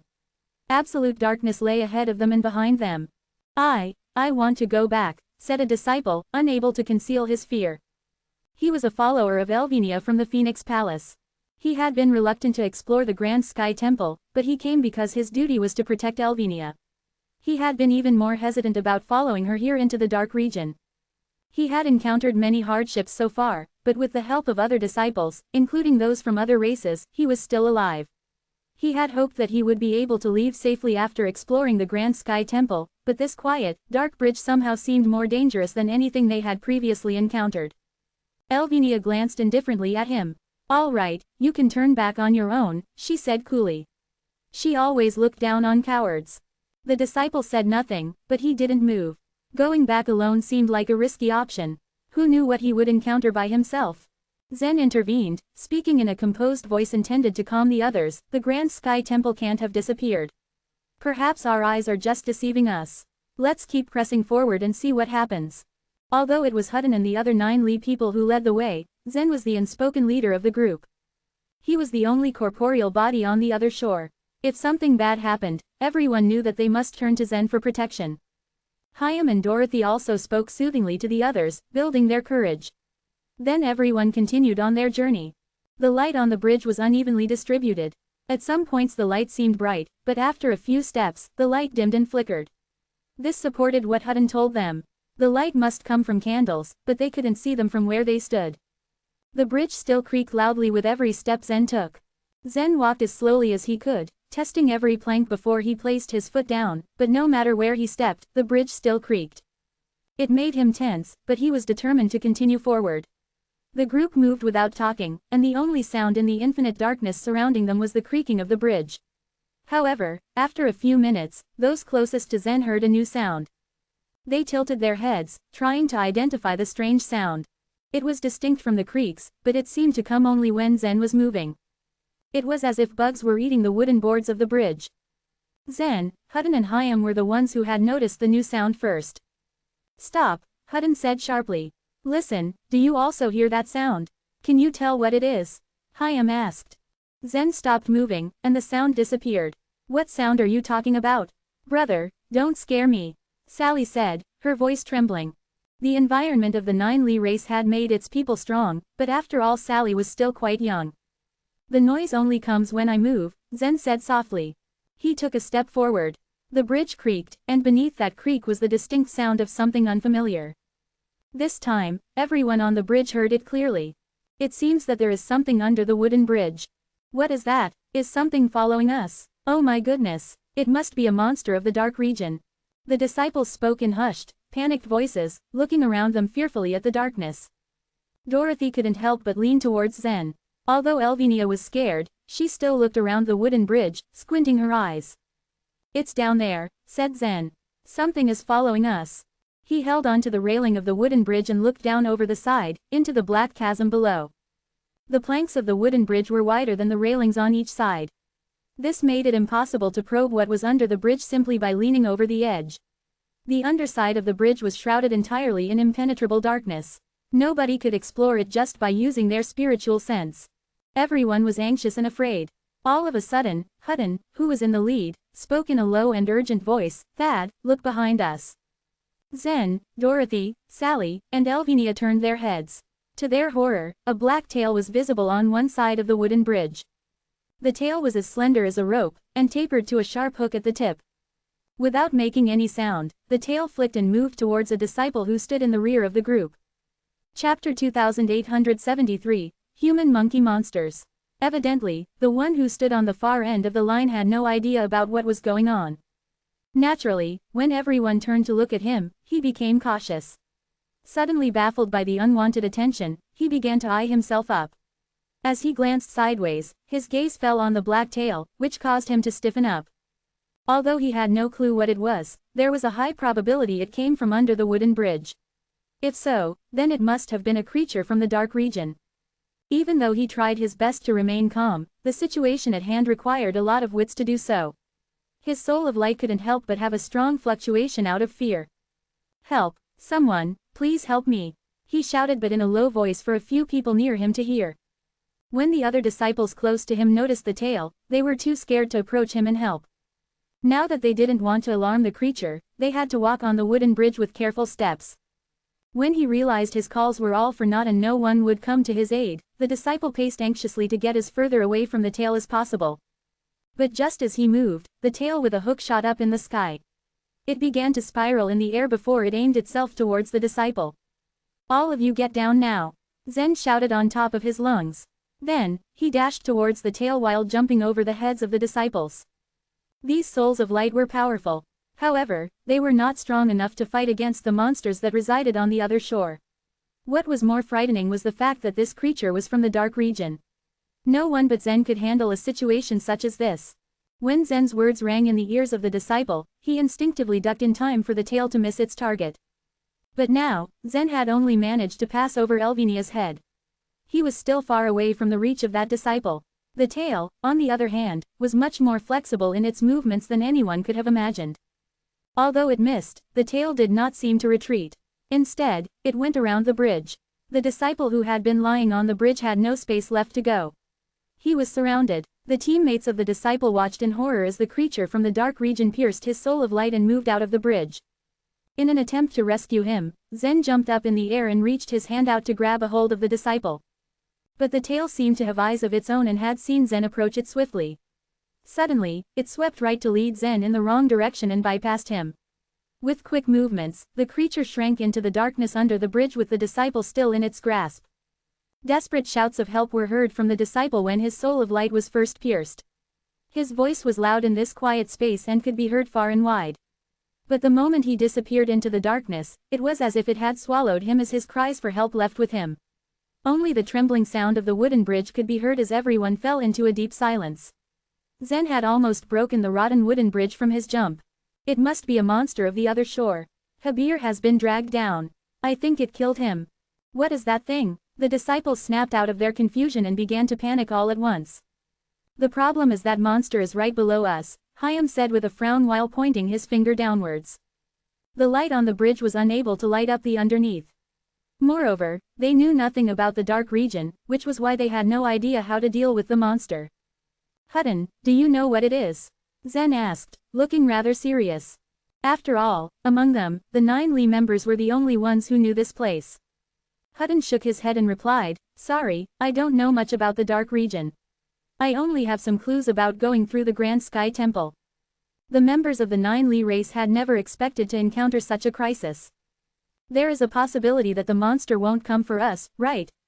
Maybe it feels full after devouring one soul of light, Sally said, suddenly sounding anxious as she ran her gaze in all directions.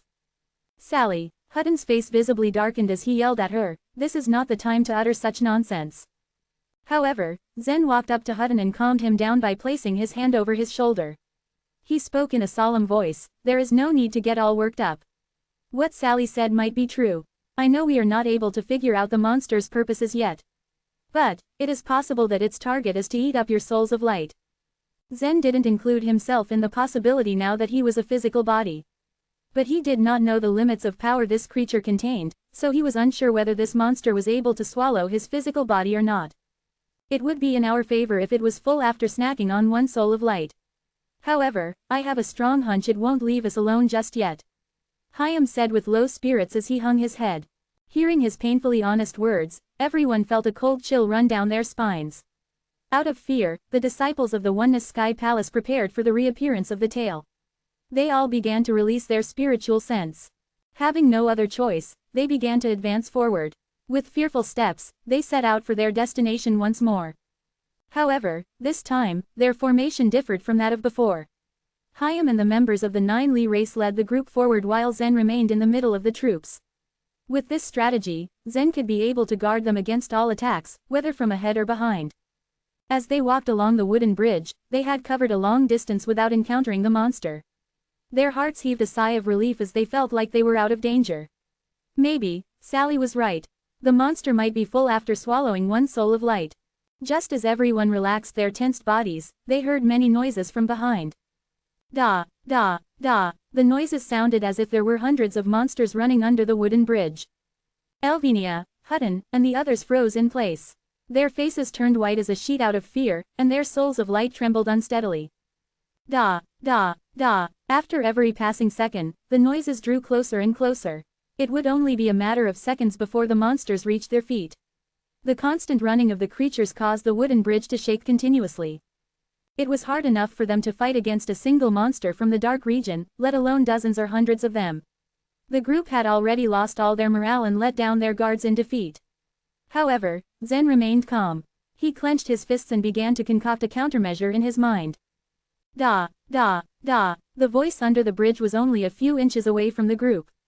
The monsters were running with frantic movements at a notably fast pace. But they crossed them at the same speed they approached them with. As he sensed their footsteps fade away in the distance, traces of fear disappeared from Hayam's face as he said, "It seems we are not their target." Exactly, it isn't us, but I think they are running from something far more dangerous. We should get a move on, and we must be fast, Zen said as he pointed towards the behind. Not too far behind them, a thick red python was covering most of the wooden bridge. It twisted and turned its body to move forward.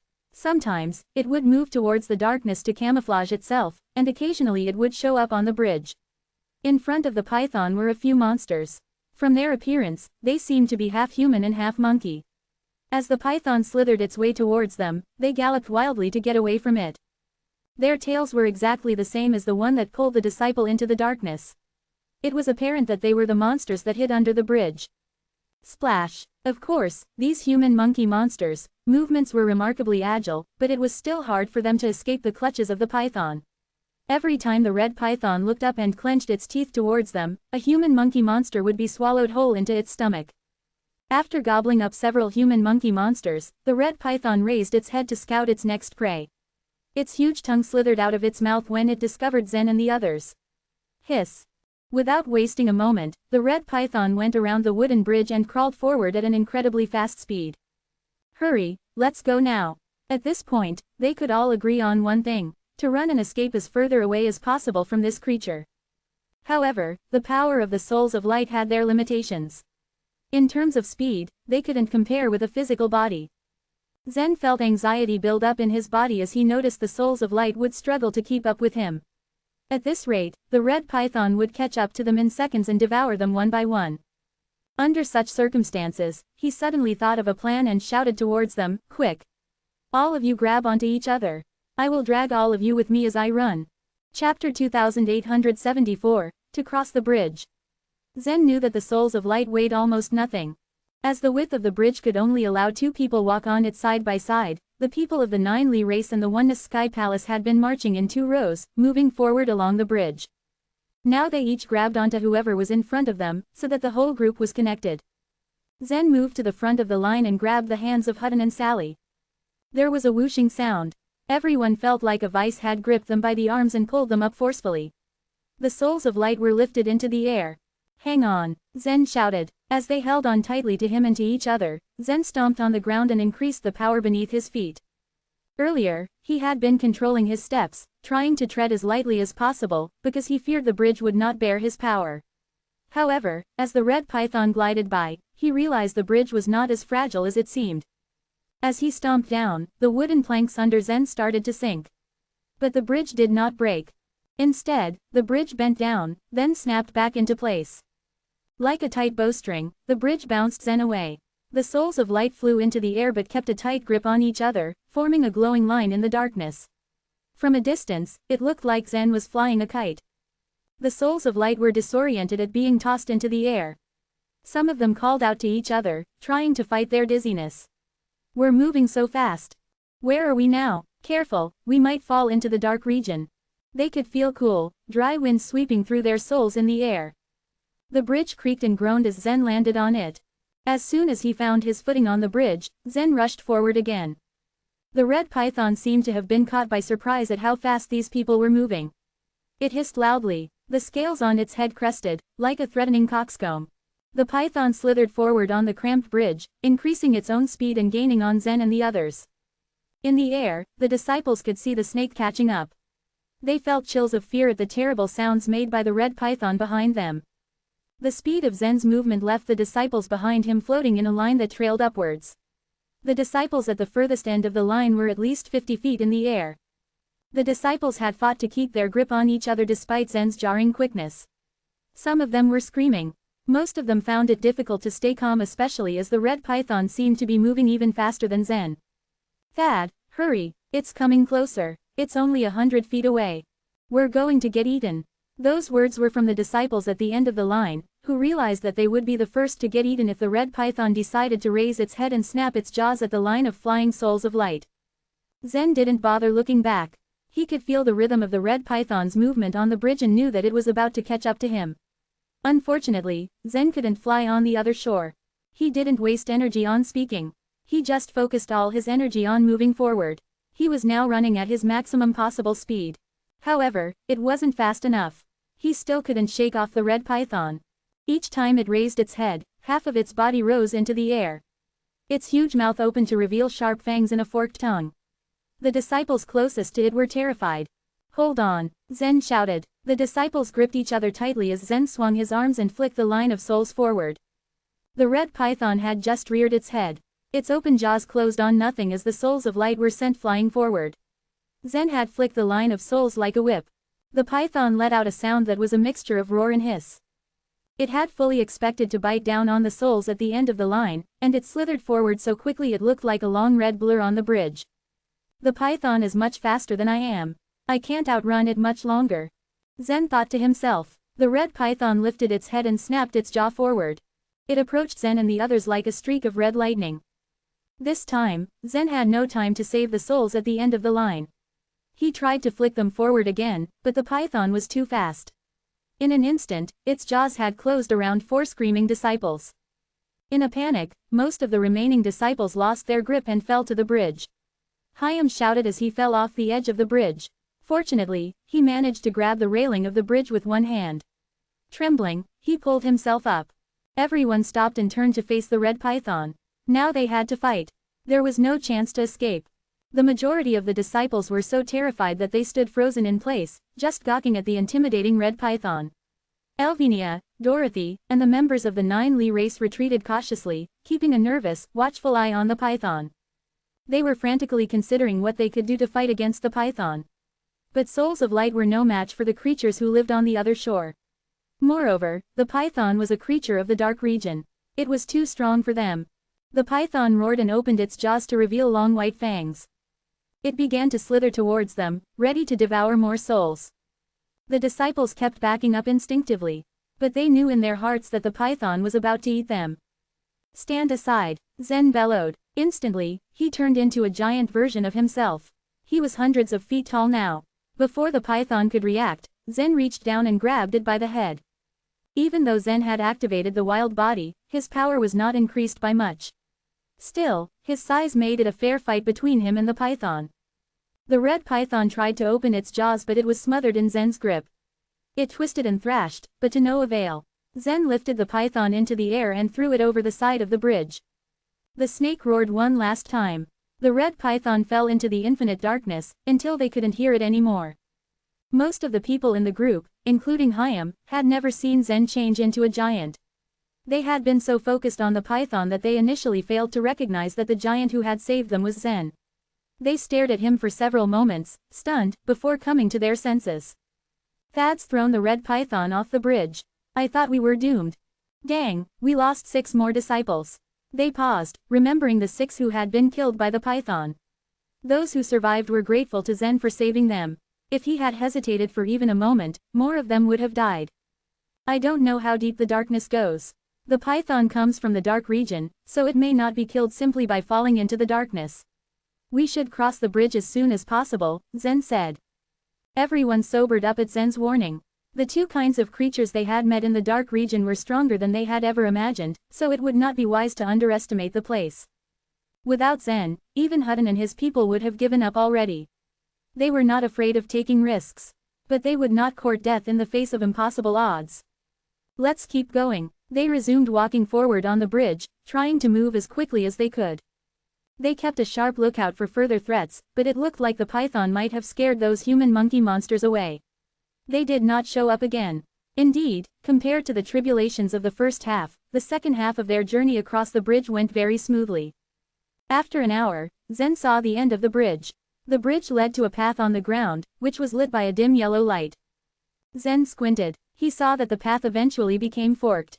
There was a hut at the end of each of the 3 forks. 3 lit candles had been placed in front of the huts. The candle at the furthest hut was too dim to light up the fork. Chapter 2875, The Strange Road. With the sudden appearance of 3 mysterious wooden huts in the dark region, many great races in the source world itched to explore them. While, up to this point, they had different theories as to what the huts hid. Zen and his group stood apprehensively before the huts now. Everyone held their breath in excitement. Finally, the huts were but a stone's throw away. However, considering the dangers they had just faced prior to getting here, no one dared approach the huts. Instead, they all looked towards Zen for guidance. It seemed everything was up to him now. "Everyone, follow me," Zen ordered as he cautiously stepped off the wooden bridge. The candles in front of the huts lit the bridge and the forks only. It meant there was no other way to go but straight towards the wooden huts. Without hesitating, Zen set foot on the narrow road at the foot of the bridge. Slowly but steadily, he approached the nearest hut. At first glance, the hut looked quite ordinary. People wouldn't have paid it any heed if it were in any other place, but they were in the dark region, a forbidden place. Zen gently knocked on the door. Knock, knock. Unsurprisingly, there was no response. "This hut seems to be unoccupied," Elvenia said, breaking the silence. "We don't know what creatures are living in the dark region." Hyam nodded. "Open the door," he urged. If ever there was a creature within, there was no telling they'd be able to understand what it was. Zen hesitated. But, they had come all this way to find out what was in the huts. Pressing his hand against the door, he pushed it open. "Wow," Sally, who was standing behind them, gasped. "It's so beautiful." A light had suddenly burst forth from the doorway once Zen pushed the door open. When their eyes finally adjusted, they were at a loss for words at what lay before them. Elvenia and Dorothy both dropped their jaws, unable to conceal their awe. On a massive shelf standing against the wall of the hut were some strange crystals. Each one seemed to emit different colored lights that danced off the wall, creating a stunning effect. Zen reached out and took one of the crystals, inspecting it closely. To his disappointment, he discovered that it didn't hold any other shore power. Even though treasures that didn't contain this power were still valuable on the other shore, Zen had no interest in them. After all, he was in search for another shore token. Meanwhile, Elvinia, Dorothy, and the others eagerly took crystals to study carefully. What are these crystals used for? It seems like there's no energy fluctuating within them. Doesn't matter, it'd still be good to take some back. I want some, too. A number of disciples and the 9 Li people activated their space rings to store some of the crystals. Zen walked away from the hubbub. He then noticed some white threads hanging from a corner of the wooden hut. They had been knitted into bunches. Upon a closer look, Zen realized what they were. Do you know what it is? Number 9527 asked, as though reading his thoughts. The candle wick, Zen asked in a low voice. Yes, those crystals are the unique wax mines in the dark region, number 9527 replied. This wooden hut is probably used to make candles. Zen noticed a hint of caution in No 9527's tone, as though it were worried about something. Zen frowned, puzzled. When he crossed the Sea of Truth, the number of whirlpools in the sea was constantly increasing. Candles were very precious in the dark region. Supposedly, those in the lust world were brought here from the desire world. Even number 9527 didn't expect that they would be made in stage 13 directly. So, Zen urged number 9527 impatiently. Didn't you think it was strange when you left the bridge? There are always demons and monsters lurking in the dark region, yet this area is so quiet. It's too abnormal. Maybe the human monkey monsters and the red python do not dare to approach this area, number 9527 said. After all, even creatures of the dark region need candles. Candles had always been rare. It was too bizarrely extravagant for someone to light up the long wooden bridge using the candles. Just how powerful was the owner of these huts? So you mean, Zen knitted his brows. Hurry up and leave here, number 9527 ordered firmly. It's difficult for even my master to deal with some of the strong creatures in the dark region, let alone you. Your master is no match for them? Zen asked incredulously. In his eyes, the chaos ancient gods were the strongest beings. It shouldn't have been a problem for them to explore the dark region. No, number 9527 replied with a trace of regret. Both the dark region and the other shore are not subject to the rules of the truth. Some creatures hiding in the dark region had mastered the power of the truth before. In their time, they were also called the Chaos Ancient Gods.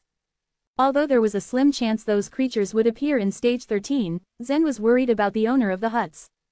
If the one who had built these huts returned, Zen would not be able to defeat him or her.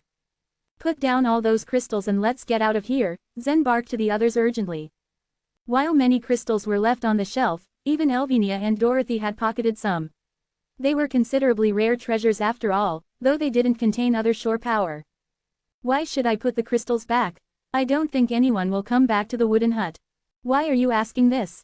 Everyone protested. Neither the disciples nor the members of the 9 Li race were willing to go. They had been through so much to get here, and since the crystals were the only thing of value inside the hut, they were eager to take some. Otherwise, the journey was for naught. Seeing how everyone wouldn't budge on the crystals, Zen shook his head in frustration. Fine, but we have to leave now. Let's go back to the wooden bridge. Zen was worried about their safety. He had experienced a lot in his life, so he knew he could take care of himself. But he could only hope to protect the others. Survival was the only thing that mattered in places like the dark region.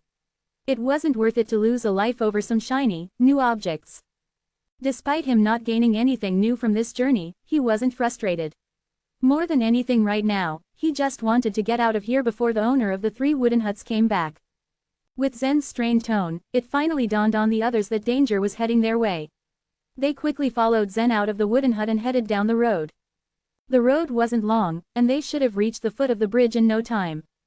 However, once they reached the intersection of the 3 roads, to their surprise, the door to the wooden hut stood before them. What happened? Hyam frowned. The others looked at each other, confused. Keep going. Zen also frowned. Number 9527 was right. The creature that dared to make candles here was by no means ordinary. The group dashed towards the road again under the guidance of Zen. However, just as Zen stepped on the intersection, they somehow kept ending up at the entrance to the wooden hut again and again. Chapter 2876, Fear. As the disciples and the 9 Li people repeatedly showed up at the entrance to the hut, they felt a surge of panic. Exchanging anxious glances at each other, they turned to Zen in the hopes that he'd have an answer to this madness. Is it a magic array? Dorothy guessed in a low voice. Hutton shook his head. Impossible. If it was a magic array, we would have detected some energy fluctuations. Souls on the other shore usually were much more perceptive of energy fluctuations than if they were in their corporeal bodies. However, no one could sense anything of the sort here. Then why can't we leave? Elvinia demanded. Is it possible that this is a magic array designed extremely skillfully in the dark? Hyam suggested. Hyam's words made some sense. However, this brought more anxiety than comfort. The dark region was secluded from everything, and seemed to be impervious to light, sound, and energy. Aside from what was lit by the candles, everything else was shrouded in darkness. If a magic array had truly been arranged in the darkness, they would not have been able to perceive it. Let me try again. Elvinia went down along the road again. But after a dozen or so steps, when she reached the intersection, she found herself in front of the entrance to the hut again. We can't get out of here, Elvinia said resignedly.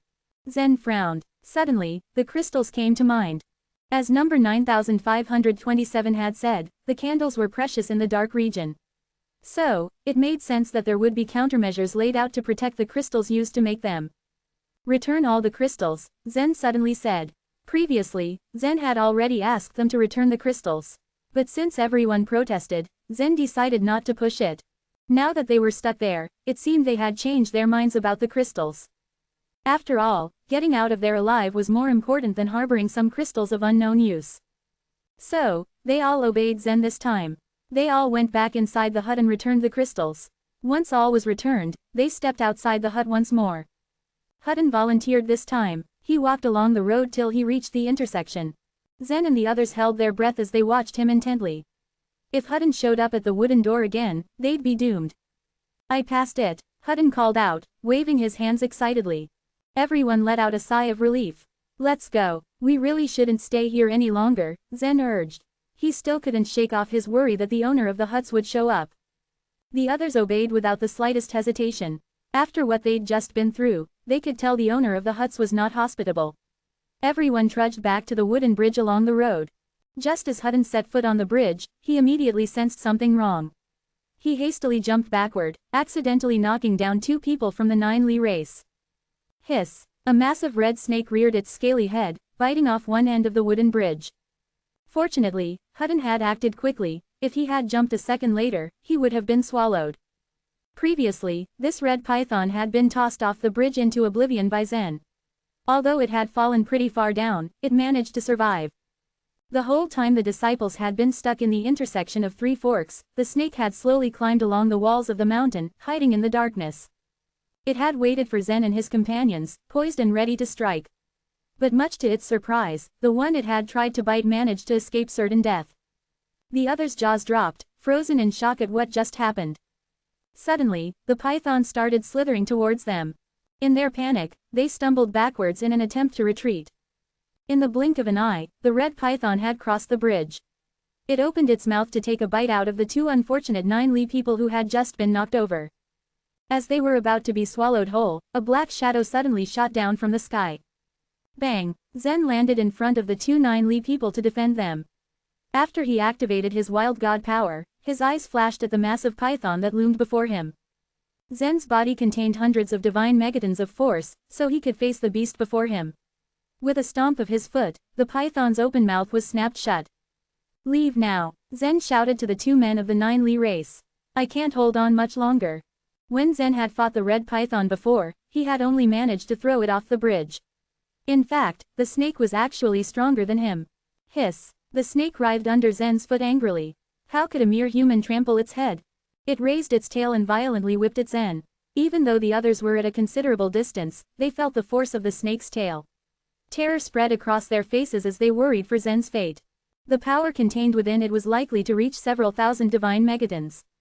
They would be smashed into pieces by such strong power once they were hit in the source world, let alone on the other shore.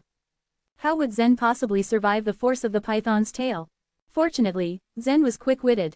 He somersaulted backwards instantly, narrowly avoiding the tail's blow. However, the python too was quick. its tail circled back to whip at Zen. Hiss! Zen had leapt into the air to dodge the tail. But now, the snake had reacted quickly, and shot its tail towards Zen's body in midair. Just as he was about to be smashed by the snake's tail, Zen quickly removed the wild god power. His huge body instantly shrank, having dodged the tail by a hair's width. Puff! Zen, who had landed on the ground, immediately ran to the fork leading to the hut. The red python threw its head back and hissed in fury, its forked tongue dancing ominously. It had been waiting under the bridge for so long, yet it had failed to devour anyone thus far. In its anger, it rushed straight towards Zen and the others. Zen and the others ran frantically. They had nowhere to hide. Clumsily, they made their way back to the hut. However, when Zen turned to look back at the red python, something strange happened. Just as the snake had slithered to the intersection of the three forks, it stopped abruptly. Whoosh! If Zen wasn't mistaken, there seemed to be a trace of fear hidden in the massive python's narrow eyes. Slowly, the red python backed up slightly. The python doesn't dare to come up. It is scared, haha. A coward. Several disciples from the Oneness Sky Palace sneered at the python on the fork when they saw that it had stopped. After everything they'd been through, they were relieved to see the snake back off. The red python dares not come up because it fears the owner of the huts, Hyam cautioned. But what should we do if it just waits there until the owner of the huts comes back? Chapter 2877, Blue Twin Stars. At this point, the only option to exit was this creaky, wooden bridge. However, the python remained at the intersection of forks. There was nothing they could do. Silence took over the disciples as they heard what Hyam just said. What should we do now? Sally whispered hastily. What else can we do? Honestly, I guess it's all just up to fate right now, one of the 9 Li members said, shaking his head anxiously. To make matters worse, the python was unpredictable. Even if it did disappear, they did not dare to go onto the wooden bridge. Who knew when the python would return? The way back to the temple was so long, and the chances of returning safely were too small. Standing beside Zen, Dorothy was not as depressed as the others. As long as Zen stood by her, she was unafraid. There was no reason to fear. What if I draw it away?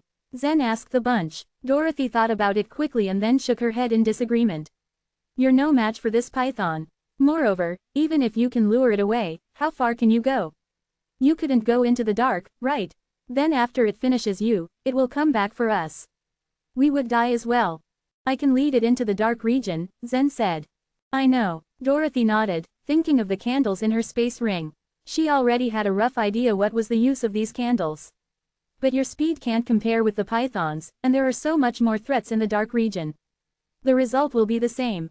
Of course, she didn't want Zen to sacrifice for nothing. Facing the python, everyone began brainstorming. Some people even tried to recite the illusion-breaking rune, but it was just wishful thinking to want to leave here by such an easy way. Just then, the red python began to wriggle. When it opened its mouth, its long tongue made a strange sound. You fool, go back. In desperation, these disciples even tried to use words to drive the python away. Of course, that idea flopped, and the beast remained motionless on the ground, yet threatening. The rules and competition in the dark region were also cruel, so the residing creatures also had to rack their brains to capture more prey. However, the python had no choice but to wait there, as Zen and his group chose to stay on the spot. Time went by and there was no progress. Hutton walked back and forth to think. Meanwhile, Hyam searched for some clues inside and outside the hut, but in the end, he found nothing. He could only move within the range of light, which was too limited for him to even go around. An hour later, Zen felt a violent vibration under his feet. Dong! The vibration spread out like a wave, resounding in the dark region. Neither Zen nor the souls of light could feel the energy fluctuating in the dark, so once they felt the vibration, they knew it must have been going on for a while. Even the red python resting on the ground raised its head in curiosity. Its eyes were filled with vigilance. Just then, it instinctively hid. After crawling for a while on the ground, it went towards the darkness under the wooden bridge. What on earth caused the vibration? Look, even the python seems a little rattled. Is it possible that there is an even stronger being approaching? There can't be anything more terrifying than the python. This can't be. Just as they discussed, a loud bang came again, and this time, it was followed by a more outrageous, violent vibration. In the same moment, it was as if a huge monster waved across the bridge. When it passed through, the crowd vaguely recognized a shadow, a fluffy giant hand. Oh my goodness! What's that? I'm doomed. The python was already so frightening to them. At the looks of it and considering the vibration, this creature was probably 1,000 times larger than the red python. Everyone's hearts were slowly sinking. When the huge red hand flew to the bottom of the wooden bridge, it completely disappeared in the darkness. About 6 seconds later, Zen and the others felt the soles of their feet begin to quake. Afterwards, they saw the giant hand emerging from the darkness. It reached out and grabbed something like a bug. No, it was the red python. Compared with the enormous hand, it looked just like a tiny little centipede. The giant hand brought the python into the darkness, as 2 blue lights flashed. With that, everyone saw a huge face. It was a huge ape face. It's the blue twin stars in the dark region. So, the blue twin stars seem to be, the eyes of a giant ape. Such a terrible beast has been at the stage 13 all this time. Everyone was aware that the dark region was some sort of massive, dark energy that remained out of reach. Once being swallowed by it, there would be no possibility of returning. Oddly enough, some strange lights would flash in the dark region once in a while. And when the candles of the 3 huts were lit up, countless creatures in the source world were immediately drawn to the light. While, the most famous part of the dark region was always the majestic blue twin stars. The blue twin stars appeared in various places. Sometimes, they would approach the entrance to the stage 13. Other times, they would be at the middle or at the end. But it was known that the blue twin stars would only appear in the southern dark region, never the northern one. Every time the blue twin stars appeared, there would be a violent shock, which was known as the Other Shore earthquake. Because of that, almost every race took the blue twin stars as the sign of an earthquake. The sign worked every time, making the wise warriors in those powerful races feel confused. Now the answer was unveiled. In this distance, they could finally see what was behind the blue twin stars very clearly. Those were not stars, they were the eyes of a huge ape. The ape's body was too huge, which was why there was a dramatic quake every time it moved. This mystery had lasted for thousands of years. Zen believed he still had a little chance to resist the red python. However, he knew that he was no match for the huge ape. The once arrogant python was sent into the ape's mouth and chewed. Because of the darkness between them, they could hardly hear the chewing sound. However, the picture the python was chewed into pieces frightened them to the core. Some of them began to regret. If they had known this was going to happen, they wouldn't have joined the exploration in the first place. This was no place for ordinary beings. Chapter 2878, A Three-Eyed Boy. After swallowing the red python, the huge ape closed its eyes.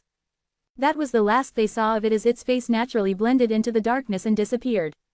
None of them knew what happened in the dark region. Was this huge ape perhaps reaching out its hand to them? Or was it actually preparing to smash them all into bits?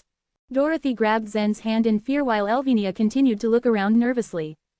Suddenly, the giant, hairy hand appeared in front of them again. This time, it was curled up like a fist. Its sudden appearance stressed out everyone present.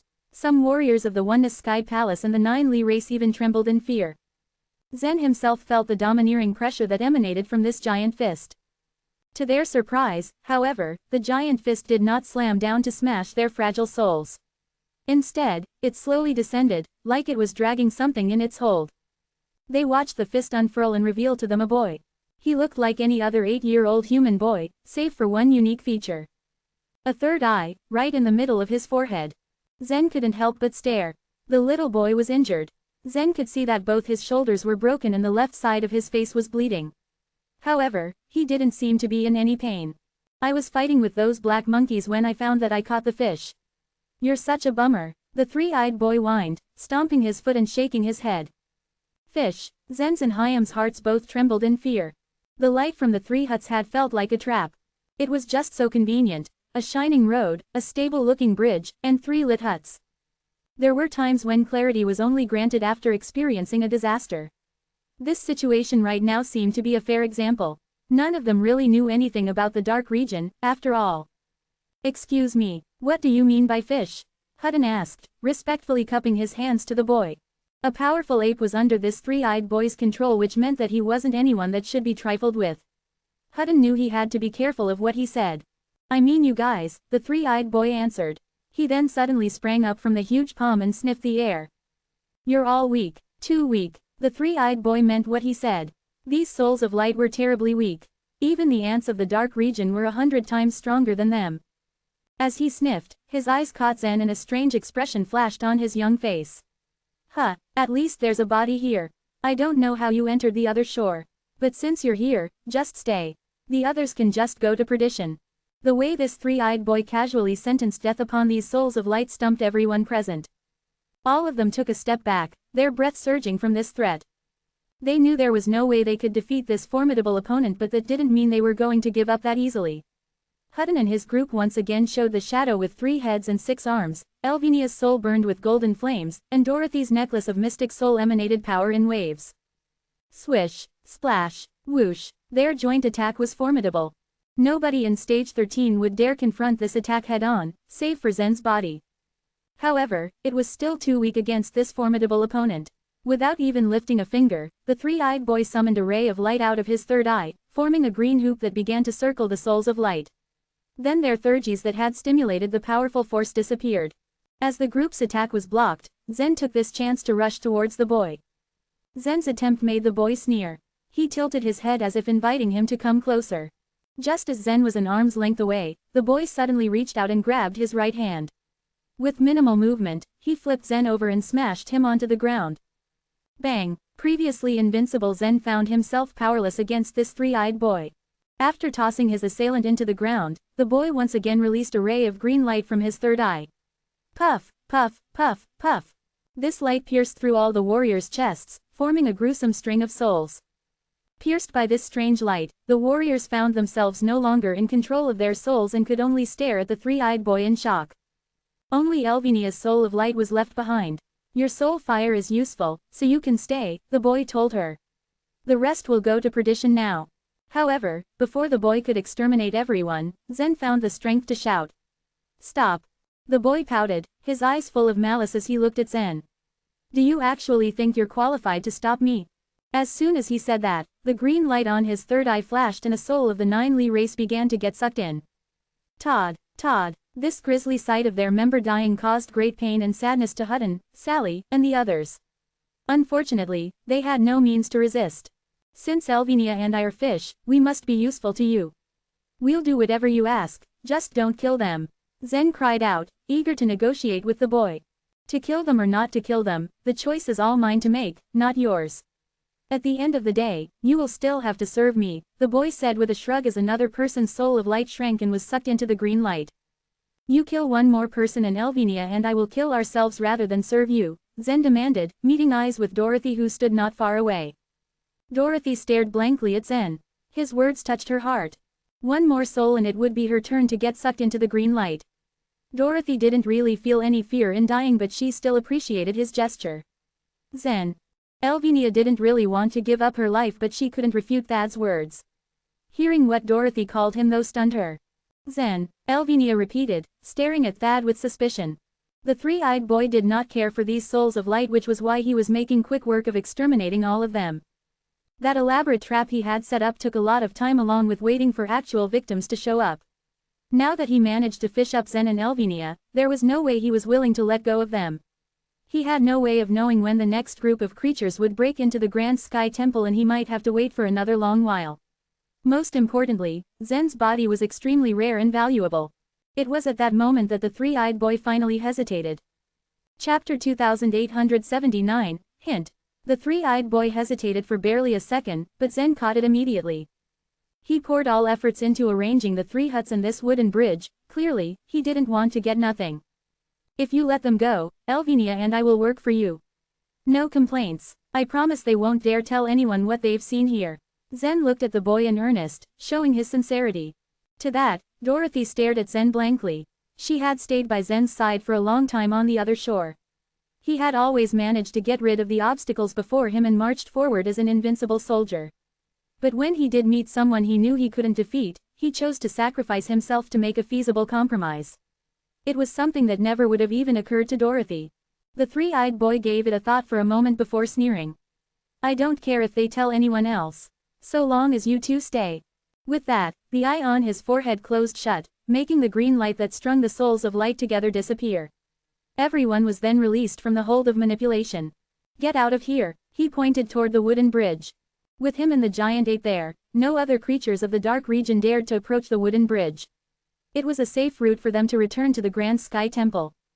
Dorothy, Zen suddenly started, I'm afraid it will be difficult for you to meet Elvinia, your best friend, again.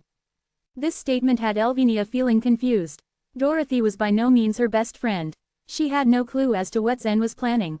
But Dorothy, clever as she was, understood the situation immediately. She turned around and gave Elvinia a hug. Elvinia, my dear, I'm sorry that you must stay behind. If you get the chance to leave someday, I swear we will meet again. As she spoke lovingly, she grabbed Elvinia's right hand and entwined it with hers behind the latter's back. Simultaneously, Dorothy activated her space ring. Elvinia could tell that both Zen and Dorothy were implying a course of action through their words. When she felt Dorothy activating her space ring, she activated hers as well, assuming that perhaps Dorothy was going to hand her something. When the Sumeru spaces collided with each other, Dorothy stuffed the candles into Elvinia's space ring. It was done in a mere blink of an eye. Dorothy then turned around and put on a pained expression. Covering her face, she followed her companions as the warriors rushed onto the bridge and began their return journey to the temple. Dorothy's little act was so flawless that the three-eyed boy suspected nothing. Not wanting to waste any more time on these souls of light, he turned to Zen and Elvinia. Follow me. The two didn't dare show any signs of disobedience. They followed behind him quietly up along the fork. The boy glanced at the first hut and said, You've already been in this one. Do you know how to use the stuff inside? Seems to be some kind of ore, Zen responded thoughtfully. Zen's judgment satisfied the three-eyed boy. He then nodded and reached out, a candle appearing in his hand. With a flick of his finger, the candle was lit with a green flame. In the dark region, these candles are in high demand, he explained calmly. The ores are called burning crystal, they are the candle's main ingredient. Your task is to make these candles in there. This strange task stunned Elvinia, but Zen showed no sign of surprise. Since number 9527 told him of the material's origin, he already had a good idea of what the boy was going to have them do. You're very strong enough that making these candles would be a mundane task for you, Zen remarked. Why did you go to such lengths to lure people here from stage 13? If he wasn't satisfied with the souls of light this time around, would he have killed them all? The dark region is not as simple as you think. I still have to deal with the black monkeys besides, we can't stay in the light for too long. Something like yearning flashed across the boy's eyes as he spoke. While he was, indeed, very strong, so were the rest of the creatures that filled the dark region. But being strong had a price, they were trapped in the darkness forever. Many places of the other shore were filled with light, but it was something they could only long for in the dark. While they could obtain light from the candles, this was a short-lived pleasure. Even with a mild candle, bathing themselves in light for too long could be fatal. Then, the boy led the two to the largest and tallest hut. Whoosh! With a light breath, he blew out the flame of the candle in his hand. The third hut's light wasn't connected to the other two. Without candlelight, Zen and Elvinia had no way to escape. Crack! As the boy waved his hand, the door swung open on its own. You two have to figure out how to make the candles yourselves. Make sure they're ready before I return or I'll make sure you regret it. The boy believed he was being kind enough. Previously, he never would have let the souls of light go. But if they didn't prove to be capable of honest work, he had many means at his disposal to make their lives a living prison. On that note, he turned around, jumped away and into the darkness. Once he fell into the candlelight again, he landed on the giant ape's hand firmly. Buzz! Buzz! 2 spots of blue light appeared in the darkness again. Boom! Boom! Boom! The giant ape's heavy steps had the entire dark region shaking, as well as the wooden bridge and even the Grand Sky Temple. He's gone. Now filled with excitement, Dorothy started, I want to go back. But Hyam shook his head firmly. Dorothy, quit daydreaming. Our survival is already a great blessing. Even Thad would scold you for being stupid enough to return to that place. They couldn't quite perceive what special restriction was arranged by the powerful boy in the dark region. Going back there meant courting death. But, she was still filled with reluctance. Fate will bless Thad. If anyone can get through this, it would be him, Hutton reassured her. While the 9 Li people failed to gain much from their journey to the Grand Sky Temple, they had obtained something else. The strong man with a physical body just so happened to be of their royal bloodline. At this point, everyone was concerned about Zen's life. They knew they had to report this to the race elders the moment they returned to the source world. Still gathered outside the temple were many souls of light. They had no chance of entering the temple, let alone knowing what had happened in the dark region. Instead, They pointed to the blue twin stars and discussed amongst themselves. Chapter 2880, Boiling. When the three-eyed boy left them be, Elvenia turned to Zen with a grim expression. A thought struck her about the man's real identity. Some moments earlier, in the face of death, Dorothy had called out Zen's name, which was bewildering. When appearing on the other shore with his physical body, Zen assumed a different name, changing his voice along with it. This made it impossible for anyone to recognize him. But after hearing how Dorothy called after him, Elvenia noticed something. Studying Thad in front of her, she couldn't help but compare him to Zen's image in her mind. Their silhouettes seemed to be almost identical. While she now bore many great doubts in her mind, she didn't feel it right to voice them out just yet. Standing at the door, she asked, "Now what do we do?" Zen merely shrugged and pointed inside. "What else is there to do? We just have to do as he ordered." But Dorothy, as she spoke, Elvenia raised her hand. As Zen realized that Elvenia was about to activate her space ring, something in his expression changed. He couldn't tell if the three-eyed boy was still hiding in the darkness around him. It would be bad for them if Elvenia exposed what she had in her space ring. "What did Dorothy say to you?" Zen asked abruptly, cutting off her attempt to reveal the candles. She frowned but understood that he meant to keep the candles concealed. Well aware that she wasn't a good liar, Elvenia just pouted and said stiffly, "Nothing." "Let's go inside and have a look," Zen said before entering the hut. It was much wider than the other two below. The shelves on either side were filled with colorful burning crystals, while several narrow vessels of various lengths were placed on the shelves that faced the door. Behind the vessels were a few white, cotton threads, used as candle wicks. Seeing all the mundane resources in the hut, Elvenia felt the onset of a headache. Did she really need to do such menial work as candle making? In the Phoenix Palace, it was common to see glint pearls as large as a house. The ingenious craftsman would carve the pearls into various shapes, dotting the palace corners. There, candles, used only by mortals, were such a rare matter. "Are we really going to make candles for him?" Elvenia asked, sounding reluctant. "If you don't want to die, you'd better just do what he said," Zen replied. She blinked in confusion, but the candle he lit can light up the surrounding space in the dark region. "If we manage to make some, won't we be able to run away with them?" The third hut was separated from the road by pure darkness. Without the help of candlelight, they had no way of escaping it. Zen found Elvenia's naive assumption rather amusing. He pointed to the door and said, "Why go through so much trouble? There's a candle right there. You can try it yourself." And so Elvenia did as he suggested. Leaping to grab the candle that sat on the door, she tried to pull it out. But the moment she reached for it, the candle turned into a phantom. Elvenia could still see the light and feel the heat emanating from it, but she couldn't touch it at all. "Even a fool would know we will try escaping with the candles. The three-eyed boy isn't stupid enough to leave us here without making sure we couldn't leave on our own," he explained with a shrug. "I'm afraid that even if we succeed in making a good number of candles, we won't be able to light them up." He had pinned his hopes on the candles that he had obtained from the bottom of the Sea of Truth. But before he could figure out how to light them up and where to escape, he first had to make the boy's candles. Although he wasn't completely sure of the exact candle-making process, he knew he could figure it out using the materials in the hut. The mortals in his inner world had tried every means possible to obtain fire since the very beginning of their civilization. The first candles they created were made of animal fat and beeswax. But there were no such materials in the hut. Zen knew from both number 9527 and the three-eyed boy that their burning crystals were the main candle-making ingredient. He figured the first step to their task was melting and boiling the crystals. With that point in mind, he walked up to the shelves and grabbed several burning crystals with both hands and turned to a corner of the hut. There was a large pot in the corner, right beside a box of green powder. What was interesting was that Zen could sense other shore power in neither the pot nor the powder.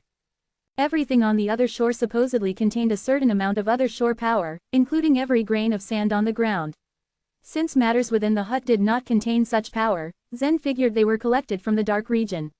As he examined the substances, Zen grew more interested in the dark region. Zen threw all the crystals into the pot with a loud, clanging sound. Then, he picked up the box to pour some green powder evenly over the crystals. "It's your turn now," he said to Elvenia.